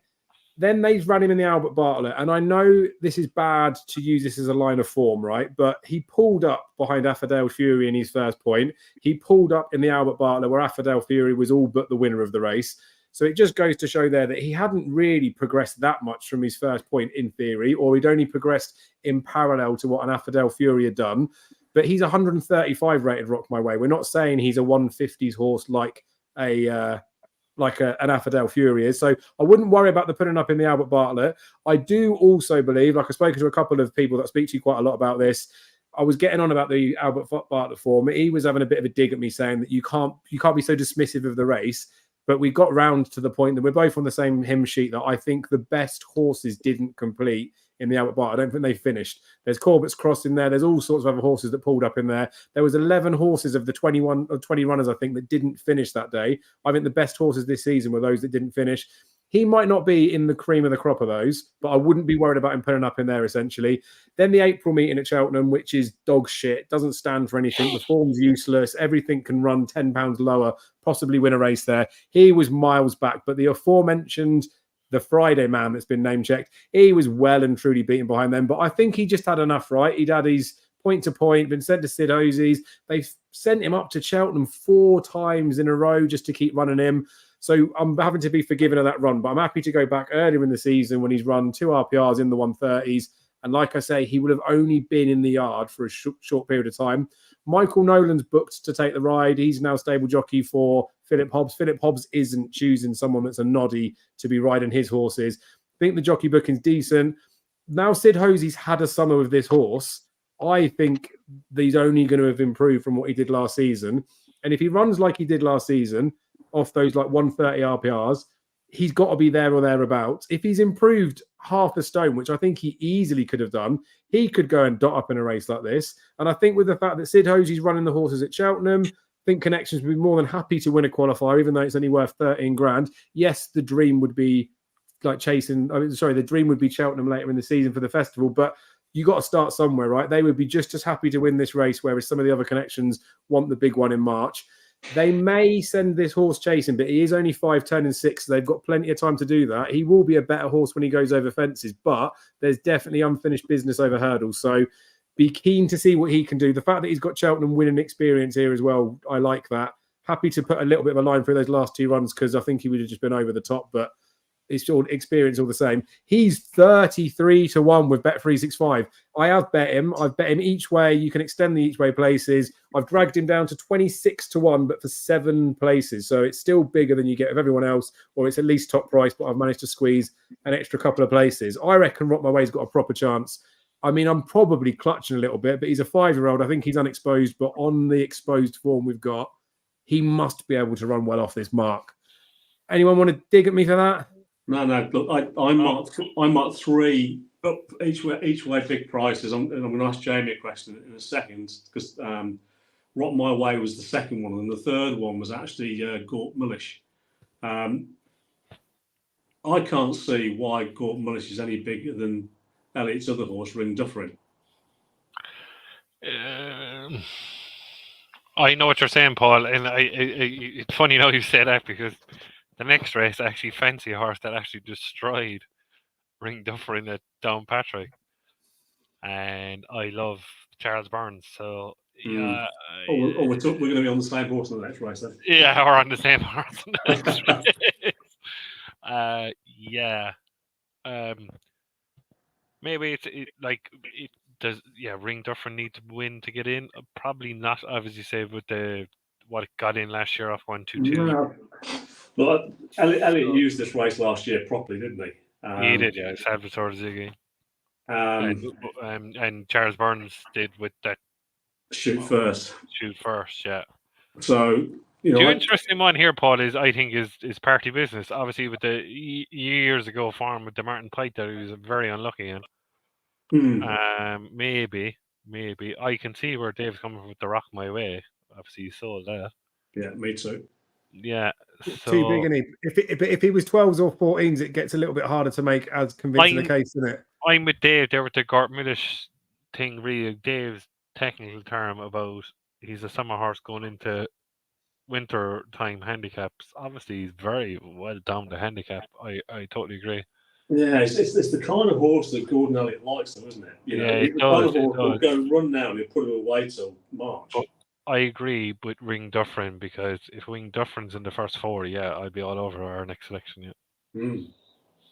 All right, so it's always the same, right? Some of these Pertemps qualifiers can be a bit shit. I'm so glad they've reduced the qualifying places, and I'm so glad they've reduced the number of races because there was genuinely 4 and 5 runner races, weren't there, where it was just painful to watch. So they make them more competitive. It's exciting. Well, we all know that there's risks on that token, I agree with all the so-called biggest shrewdies in the business. And whatever happened is going back to what we said about the Grand National, that you win a trial and you're in. Do you know, like if you win one of these races, like of the series, no matter what your handicap mark is, you should win. If you win these kind of races, you're in. And you've got to have potentially a stone up your sleeve to be winning these and then go and win in the final in March, didn't you? And so the Burley is the 100%. It's exciting, isn't it? It's a Pertemps qualifier as well. I love it, but it's good to get stuck into there. Right, so again, we're looking at the pool stuff. I think we might get enough stuff covered in there because Jamie's going to put Bugs Moran anyway, but I'm Rock My Way sole selection for this race. Jamie, you were Bugs Moran? Bugs Moran each way. Yeah. Anything else you want to just chuck in for the sake of it? Yeah, interesting horses, obviously Ring Dufferin and Party Business for me. Yeah. Happy days. We'll play a few in this race. And Paul? Esplada Rome, I agree with Jamie. I think Bugs Moran's an each way bet to nothing. Happy days. Well, we've definitely got the place put sorted in that one.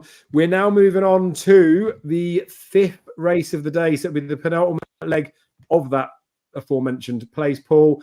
We've only got 6 runners. It's over 3 miles. 4. Jesus Christ.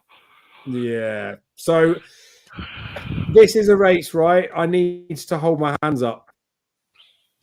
Haven't even looked at it, and I love staying hurdlers as well. But I do need to look at it. I'll have to come back, and I haven't got any sort of bet I can advise. But I've said this for donkey's years, and I will say it for donkey's years more, or as long as they let us bet anyway. For a 3-mile novice hurdler, you've got to have a little bit of boot about you when you get to the top tier. So I do need to go back through the form. But if there's horses that have got like 2 mile okay-ish form but are potentially bred to stay or want a bit of stamina, like I like to see that. I think if you get good horses that are 3 milers, if you did drop them back from a class perspective, they would show a little bit of speed about it.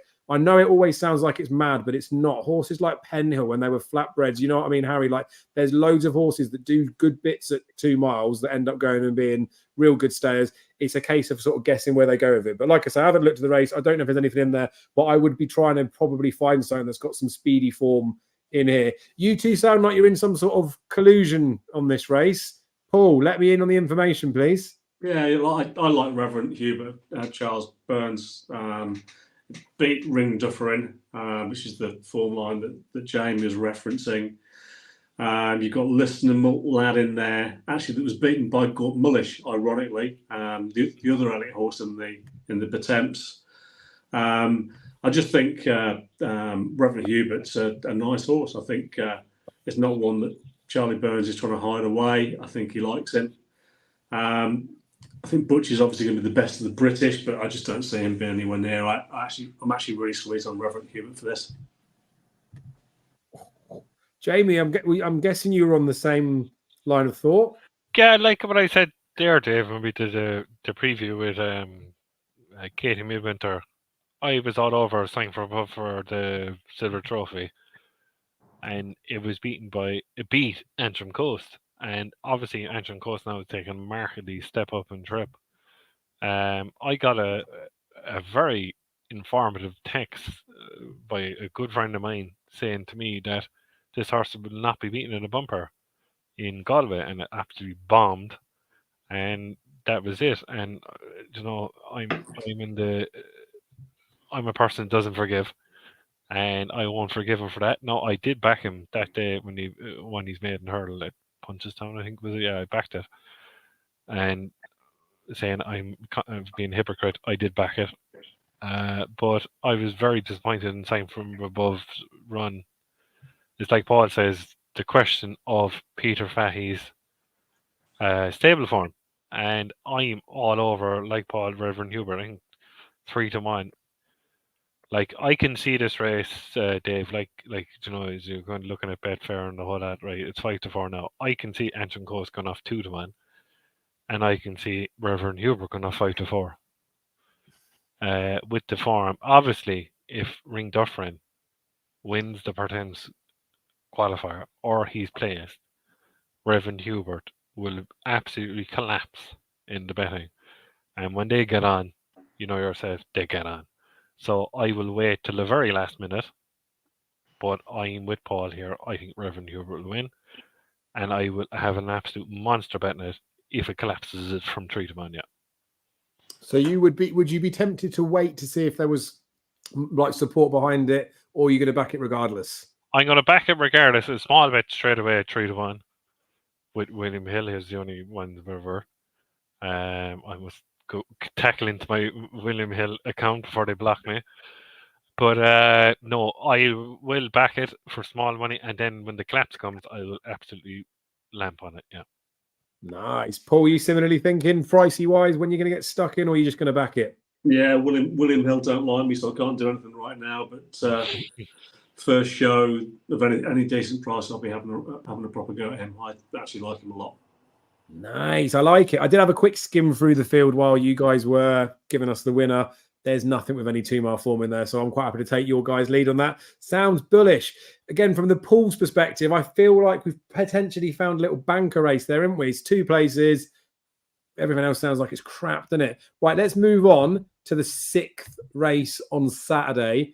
Novices Chase. I hopefully don't believe this will take, well, not hopefully, I'm happy for us to talk. I don't believe this race will take us very long to talk about. Got Floor Importer in here. I mentioned we've all been caught earlier. Who knows, his price could collapse when Rock My Way wins the Temps qualifier, and everyone's saying he's a good thing.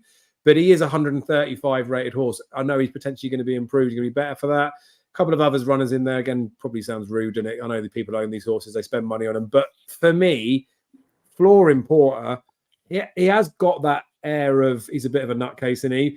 before he ran in his first stairs hurdle, I'm pretty sure Gavin Cromwell said he was worried about the gaps in the fences. Like at Cheltenham, when they run through there, he would have preferred him to have a rail the whole time, like can get a bit distracted. Potentially, when you get a bit of a quirky horse or one that doesn't concentrate when they go over fences, they typically would tend to concentrate a little bit more, wouldn't they? So I don't really see any worries about Flooring Porter, but then I do get nervous the fact that it is a novice's chase. He is a tiny bit late to chasing, and it may be a case that there's a reason why he's a bit late to chasing, and he might just not get on with it. But I cannot see how Flooring Porter gets beat unless he does something stupid. And I don't believe he's going to do anything stupid. But he's a terrible price. I wouldn't be betting him. I would definitely be sitting back and watching. But there's no way in my mind I could pick anything else in this race to think they could beat a class act like Flooring Porter. Paul, how did you see it? Yeah, look, it's a sit and watch race, isn't it? The only thing that beats Flooring Porter really is the fences. So, you just watch, hope he's going to be a genuine candidate, Grade 1 candidate for March. That's it really. The only real thing of note, I suppose, we've all been caught won a novice hurdle on New Year's Day, but he's not in the same class. That he's 2 stone behind or whatever the number is. Or it's certainly close to. And Flooring Porter just wins, doesn't he? But are you going to back him at 4 to 7? I wouldn't bother. I'll just sit back and watch the race.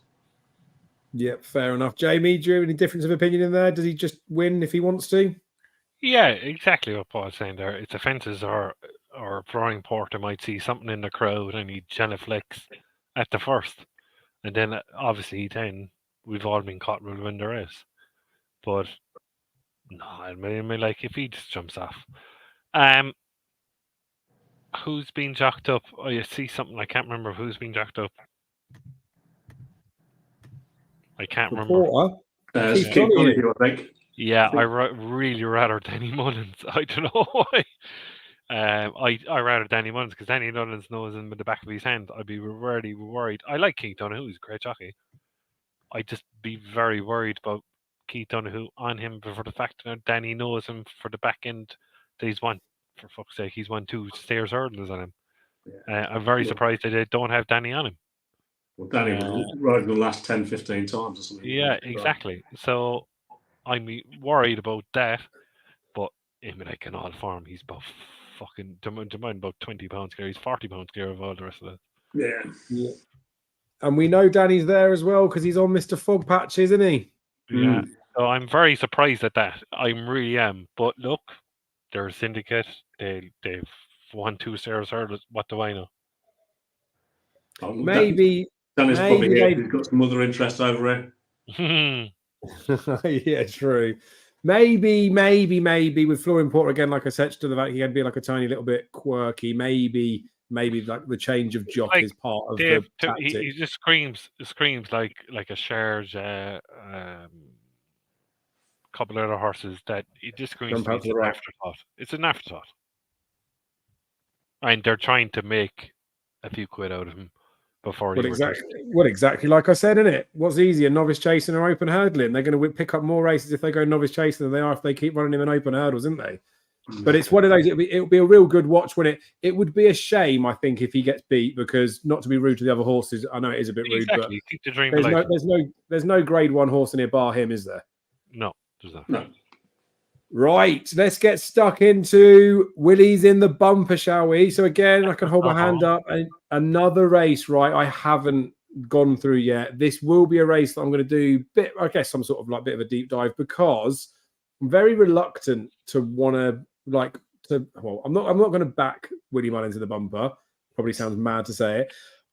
He's 100% going to take up a chunk of the market based on nothing other than the fact that he's owned by Paul Byrne and Willie Mullins in the bumper. Willie sent plenty of horses over here earlier in the season that don't go and win bumpers.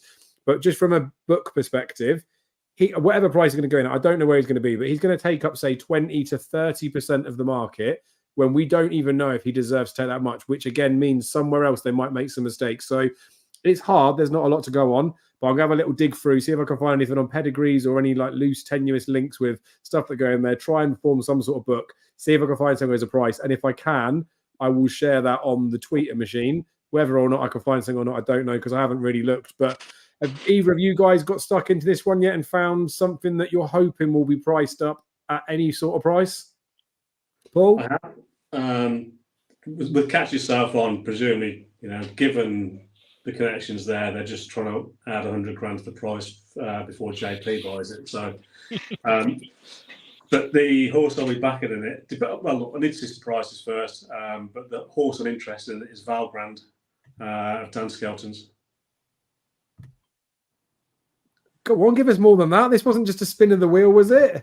No, it wasn't. And if you want another one that I will look at, but I like to look at these in the paddock. I've seen Valgrand, but is Martin Plage of the Brookhouses.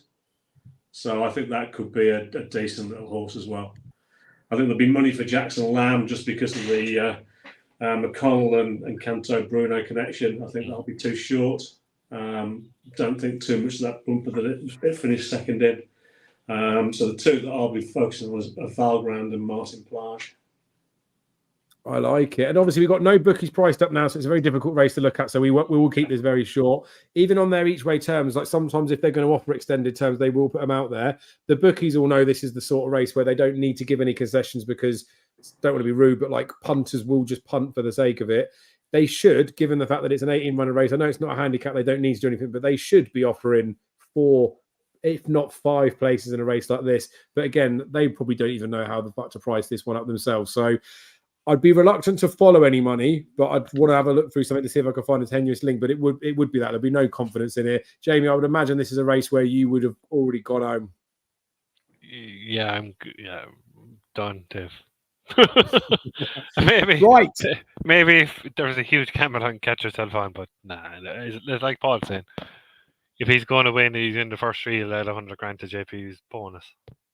Yeah, well, that's it. And it's not. We're not going to be seeing anything Cheltenham Festival bumper running here because they wouldn't be out this early, as far as I'm concerned. There might be some nice bumper horses that might go hurdling this season. No moon racer in here, like. No, exactly. Well, that's it. You never know. But we'll watch it. But it's probably not a race for betting. Although Paul, you've made a bit of a case for Valgrand and Martin Plage. Superb. At least that's not in the place pool for us. We don't need to worry about that one. Right, let's wrap this up, gentlemen. Best bet for Saturday. We already know what Paul's is, but can we get the siren out again, please? Oh, yeah, we can. It's not Esquadra Rome. So, look, I think you've got... in fact, my best bet is probably a double rather than a single. I like the two going more horses, Haddocks Does Oboe and Spirit Danu. Lovely. Jamie, your best bet for Saturday, mate? Lord of Court for me. Ooh, bullish. Okay, right. I do really like Haddocks Does Oboe. Like, I think he's a good one to get things kicking off. But seeing as Paul's already put that up, and I made a bit of a case for it, proper fancy Rock My Way. So Rock My Way would be my best bet for Saturday, as it's the only one that I've actually backed anything. Right, gentlemen, thank you very much for your evening. It's been decent. There's been quite a few people that have been tuned in. I hope you guys have enjoyed it as well. We'll hopefully get together to do some more stuff like this. We'll potentially, Paul, if I can, now I've got you live on TV, so you can't say no. We'll potentially get you, hopefully, together for a few bits of maybe some anti-post content, because you are decent, and that's an understatement, for the anti-post stuff.